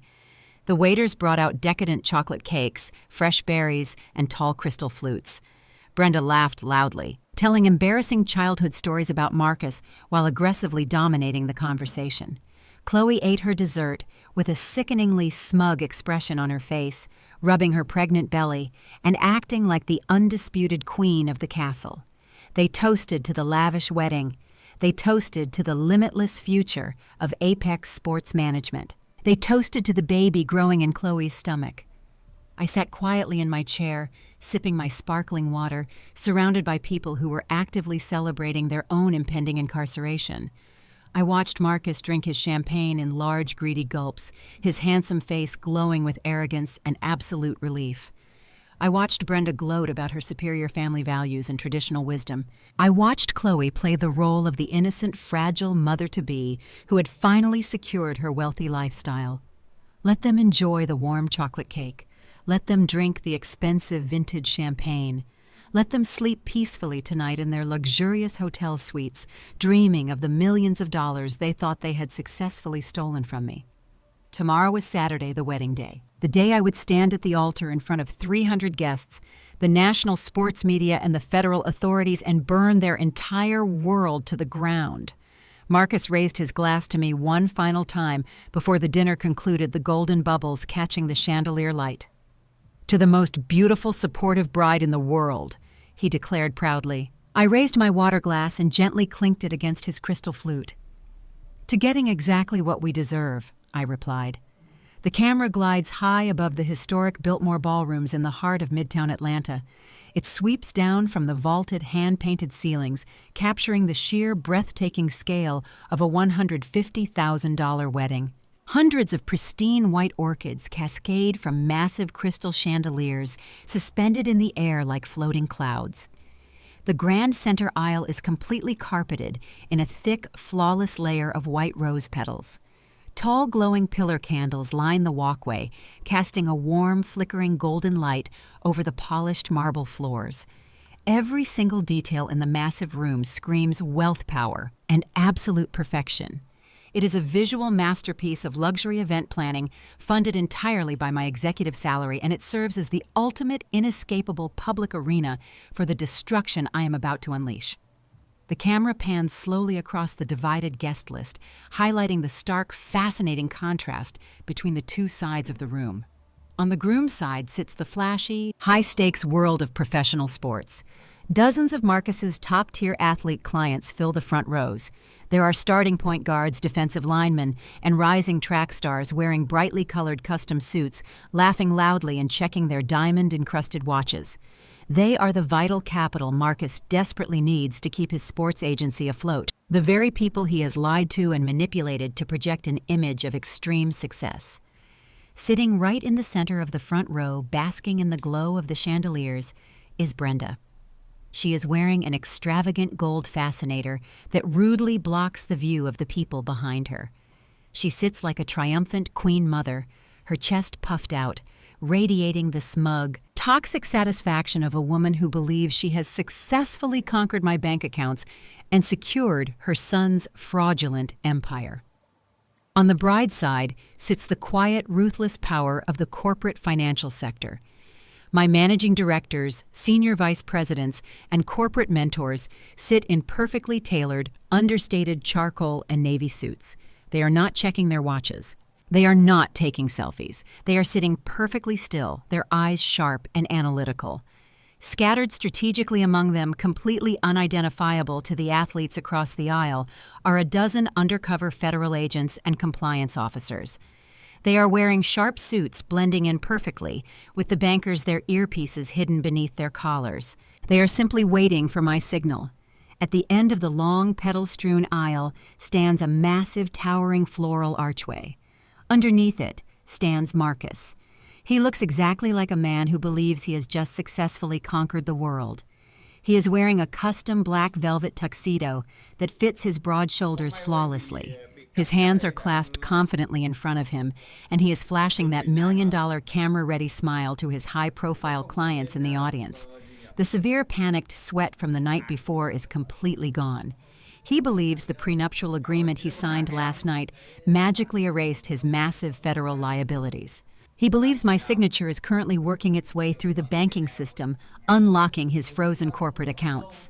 He is standing at the altar of his own massive ego, entirely oblivious to the fact that he is actually standing directly on a federal trapdoor that I am about to pull open. Just a few feet away from him, positioned exactly where she demanded to be, stands Chloe. She is dressed in a pale blush bridesmaid gown that she specifically altered to cling tightly to her small but distinct baby bump. The terrified, sobbing, champagne-soaked girl from the VIP nightclub section is completely gone, replaced once again by the highly entitled woman who thinks she has won the ultimate prize. She gives Marcus a subtle, secret smile across the altar, gently rubbing her stomach with one hand. She thinks this massive, expensive wedding is just a temporary, necessary, theatrical performance. She truly believes that tomorrow morning they are going to take my money, clear their debts, and start their new life together. The low, excited murmur of the 300 guests instantly goes completely quiet as the heavy, dramatic chords of the pipe organ fill the massive ballroom. The enormous mahogany double doors at the back of the venue swing open simultaneously. The guests stand up in unison, turning their heads toward the entrance. I step into the grand doorway. My wedding gown is a custom silk masterpiece featuring a corset bodice and a long dramatic train that sweeps heavily across the polished floor. A sheer cathedral-length veil covers my face, completely masking my expression from the crowd. I do not have a father to walk me down the aisle, which is perfectly fitting because I am the only person who built my incredible life, and I am the only person who will defend it. I take my first step onto the white rose petals. The music swells glorious and triumphant, echoing off the high stone walls and vibrating through the floorboards. Every single eye in the massive room is locked directly on me. I look through the delicate, sheer fabric of my veil straight down the long aisle. I lock eyes with Marcus. His bright smile widens into an expression of profound, arrogant victory. He mouths the words, "You look beautiful." Hadis. He thinks he is looking at his submissive, wealthy savior, walking toward him to hand over her entire life's work. He thinks he finally broke my spirit. But as I move slowly and deliberately down the aisle, my posture is completely rigid. My hands gripping a tightly bound bouquet of white roses are not shaking with bridal nerves. They are completely steady, anchored by the absolute certainty of what I am about to do. Beneath the delicate lace and the imported silk, my heart beats with a slow, terrifying, measured rhythm. I am not a beautiful, blushing bride walking toward her happily ever after. I am the lead executioner walking to the chopping block. I pass my brilliant corporate executives. I pass the undercover federal agents who subtly shift their weight preparing to move. I pass the professional athletes who are about to watch their trusted agent be destroyed in real time. My eyes, hidden behind the veil, are entirely dead to the man standing at the altar. There is absolutely no warmth, no love, and no hesitation left in my soul for Marcus or his family. There is only a cold, calculating, absolute lethality. I have spent the last 7 days absorbing their lies, their emotional manipulation, and their blatant financial theft. I have played their twisted game perfectly. Now the music is reaching its crescendo. I am stepping up to the altar and the bill is finally coming due. I reached the altar and handed my tightly bound bouquet of white roses to my maid of honor, a trusted colleague from the bank. I turned to face Marcus. The pastor, a highly respected figure in Atlanta's religious community, began the ceremony. He spoke beautifully about trust, commitment, and the sacred bond of marriage. Marcus nodded along his face, a perfect mask of pious devotion. He reached out and took both of my hands in his. His palms were warm and dry, entirely relaxed now that he believed his financial crimes were legally buried under the prenuptial agreement safely filed in Donovan's briefcase. I let him hold my hands. I listened to the pastor's words, letting the absolute hypocrisy of the moment settle over the room. The camera of my focus circled us slowly, capturing the perfect lighting, the stunning floral archway, and the sheer magnitude of the lie Marcus was trying to execute on national television. "Nia," the pastor said, his voice echoing clearly through the massive ballroom, "do you take Marcus to be your lawfully wedded husband, to have and to hold from this day forward for better, for worse, for richer, for poorer, in sickness and in health until death do you part?" The silence in the Biltmore ballrooms was absolute. 300 guests held their collective breath, waiting for the magical words that would bind two powerful people together. Marcus squeezed my hands, his smile radiant and expectant. I slowly pulled my hands out of his grip. I did not smile. I did not cry. I turned slightly and reached out smoothly, taking the wireless microphone directly from the pastor's hand. "I do not," I said. My voice was amplified, echoing sharply off the vaulted ceilings. It sliced through the romantic atmosphere like a guillotine blade. The collective gasp from the audience was instantaneous. Marcus's smile vanished completely. His handsome face dropped into an expression of profound, uncomprehending shock. He took a half step forward, reaching for my arm. "Nia, what are you doing?" he hissed under his breath, his eyes darting frantically toward the front row, where his clients and his mother were sitting in stunned silence. I took a step back, keeping the microphone raised. "I am not marrying you, Marcus," I announced clearly, making sure every single person in the room heard me. "But I did not bring everyone here today for nothing. I do have a wedding gift for the groom's family." I raised my left hand and snapped my fingers once. It was the signal my audiovisual team had been waiting for all morning.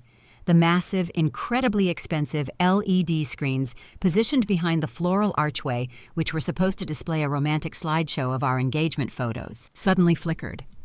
The soft ambient lighting in the ballroom instantly cut to black. The screens flared to life with blinding, undeniable clarity. The first image to flash across the massive displays was the official judge-signed divorce decree from Fulton County. The names Jamal and Chloe were highlighted in bright, aggressive yellow. The date of dissolution, exactly 8 months ago, was circled in bold red ink. A murmur of extreme confusion rippled through the audience. I watched Chloe, standing just a few feet away, drop her bridesmaid bouquet. The pale blush drained entirely from her face. Before anyone could fully process the first document, the screen shifted. The next image was a certified DNA paternity test explicitly linking the child in Chloe's womb directly to Marcus. The word "positive" flashed across the screen in massive, unavoidable lettering. The murmur in the crowd instantly escalated into a roar of pure shock. The professional athletes in the front row began leaning forward, whispering frantically to each other, realizing their trusted agent had been caught in a massive scandal. But the final blow was auditory. The massive speakers surrounding the ballroom suddenly blasted the crystal-clear audio recording from the dinner table. Brenda's arrogant, domineering voice filled the room explicitly, admitting that she had instructed Marcus to forge my name to secure the federal loan. Marcus's own voice followed, confirming that he had traced my signature from a voided check to bypass the underwriting deadline. The Biltmore ballrooms erupted into absolute chaos. Guests were standing up, shouting and pulling out their phones to record the disaster unfolding at the altar. Marcus stood frozen, his eyes wide with sheer terror, staring at the massive screens displaying the undeniable proof of his total destruction. The perspective narrows, acting like a frantic, unsteady lens, zooming directly into Marcus's face. Heavy, thick beads of sweat slide rapidly down his temples, soaking into the stiff white collar of his custom velvet tuxedo. His chest heaves in jagged, terrified gasps. He waves his hands desperately toward the front row, where his high-profile athlete clients are already standing up in disgust. "It is fake!" Marcus shouts, his voice cracking loudly over the microphone I am still holding. "It is manipulated audio. She is trying to ruin my agency because I made her sign a prenuptial agreement last night. Please, you have to believe me." But no one is sitting back down. The athletes are already dialing their legal representatives. The audio was simply too crisp, and the certified documents displayed on the massive LED screens are undeniably authentic. Suddenly, a guttural, furious scream rips through the chaotic noise of the ballroom. Brenda leaps from her front row seat. Her ridiculous gold fascinator falls to the marble floor and is instantly trampled as she lunges directly at me. Her hands are curled into vicious claws, her face twisted into a mask of pure, unadulterated hatred. "You deceitful witch!" she shrieks, spitting the words with venom. She does not make it within 10 feet of the altar. Two massive, broad-shouldered private security guards, whom I had explicitly briefed and positioned for this exact moment, step seamlessly into her path. They intercept her mid-lunge, grabbing her arms and physically lifting her off the floor. Brenda thrashes wildly, kicking her expensive heels and screaming obscenities, completely shattering her carefully crafted illusion of high society elegance. Marcus turns back to me, dropping his arrogant facade entirely. He falls to his knees right on the edge of the rose-petal-covered steps. "Nia, please," he begs, tears streaming down his sweating face. "We can fix this. Just turn the screens off. I will do whatever you want." Before I can even process his pathetic plea, the heavy mahogany double doors at the back of the Biltmore ballrooms burst open with a deafening, violent crash. The entire room goes dead silent. A tactical team of FBI agents, flanked by plain-clothed detectives from the Financial Crimes Unit, marches purposefully down the grand center aisle. They step right over the scattered white rose petals, the bright flash of their gold badges catching the light of the crystal chandeliers overhead. I look down at the man kneeling in front of me. My voice is steady, amplified, and entirely devoid of mercy. "I did not just cancel a wedding today, Marcus," I state clearly. "The man walking toward you is Special Agent Hayes. He is here to execute an arrest warrant for federal forgery identity theft and conspiracy to commit bank fraud. The prenuptial agreement you signed last night contained an embedded, legally binding confession to the $2.5 million fraudulent commercial loan." Marcus lets out a suffocated, high-pitched gasp, clutching his chest as if he has been physically shot. "Under federal and Georgia state law," I continue the words, striking him like physical blows, "a documented wire fraud conspiracy exceeding $1 million carries a mandatory minimum sentence of 10 years in a federal penitentiary. You are not going on a honeymoon to the Maldives, Marcus. You are going to a federal cell." Special Agent Hayes did not waste a single second.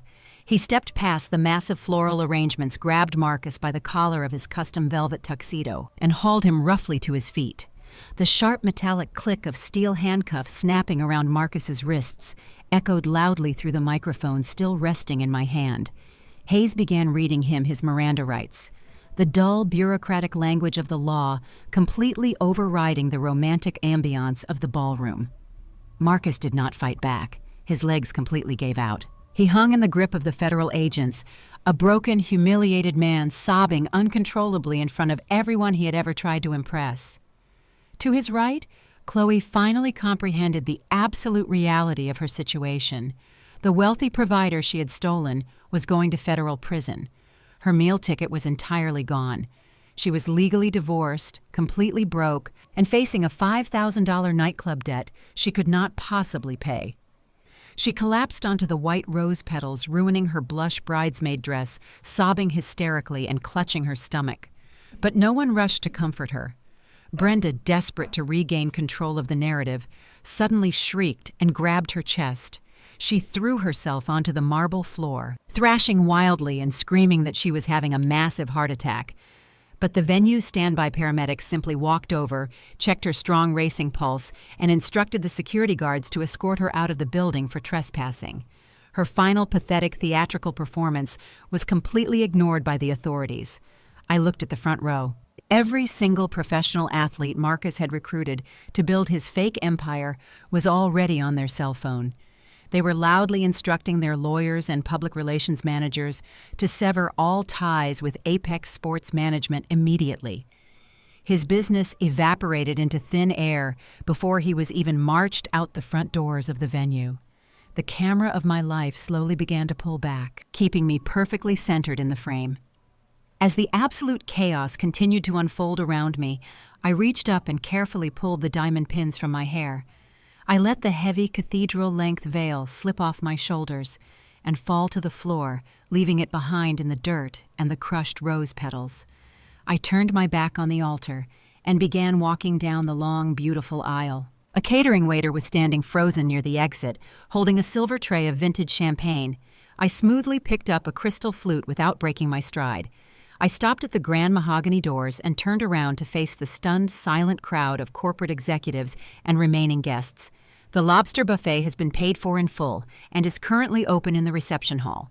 I announced clearly, raising my glass in a final toast. Please enjoy the food. I turned and walked out of the Biltmore ballrooms and into the warm Atlanta evening. A sleek, chauffeured black town car was waiting for me at the curb, its engine purring quietly. The driver opened the door. I slid into the luxurious leather back seat, took a sip of my champagne, and told him to drive me directly to the international terminal. I had a first-class ticket to the Amalfi Coast, and I was going to enjoy every single second of my luxury honeymoon entirely alone.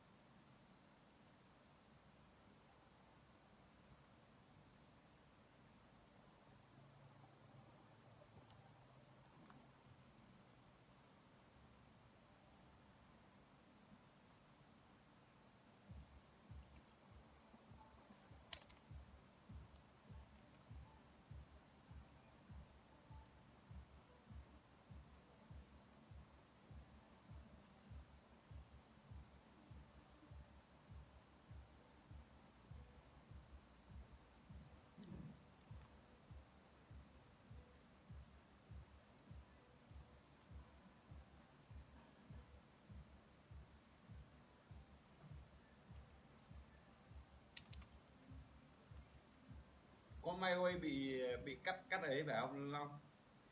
Bộ nó tự cắt. Điều chỉnh lại mà, À, không không dẫm lên gì nhỉ? Hạc nữa. không phải không cấm, không phải chi tiết con hàng gì đâu. Cháu là chi tiết con hạc em. Cái tàn chỉ rồi cái con liên quan con lê gian như Đàn chỉ nào? Kiểu như là cái nào ấy, cái nhà cuối video nó một cái con sâu ấy. À, Liên quan gì đến con hàng cái cái nhà nhắm. một khung nó cũng bị nó cắt giảm mà.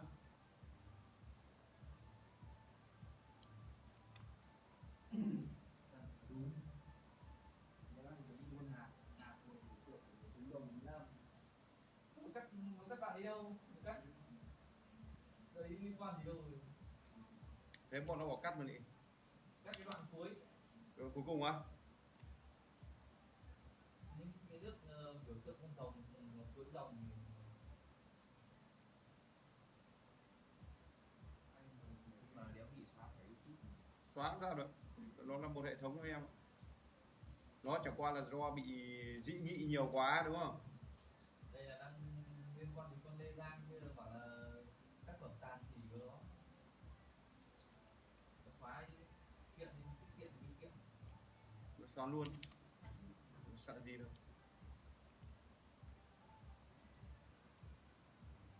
Mẹ nó đưa như thế, nó đưa gần như đưa văn hóa Việt Nam ra toàn thế giới thì gần Long nhận đâu.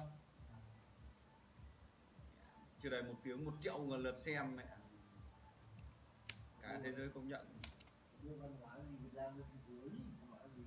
Ô, thế bây giờ nó cưỡi ấy về hạc, về các cái chùa linh bái đính các cái đấy cũng là văn hóa chứ.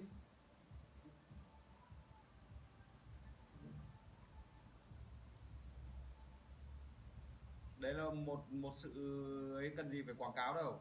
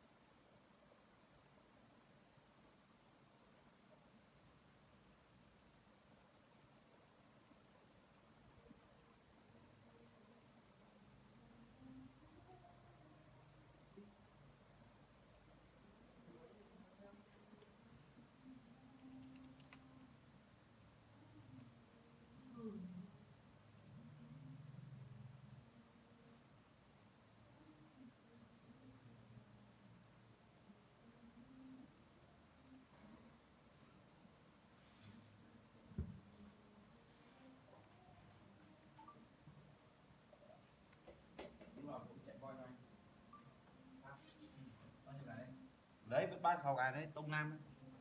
Về Còn lúc nào chạy.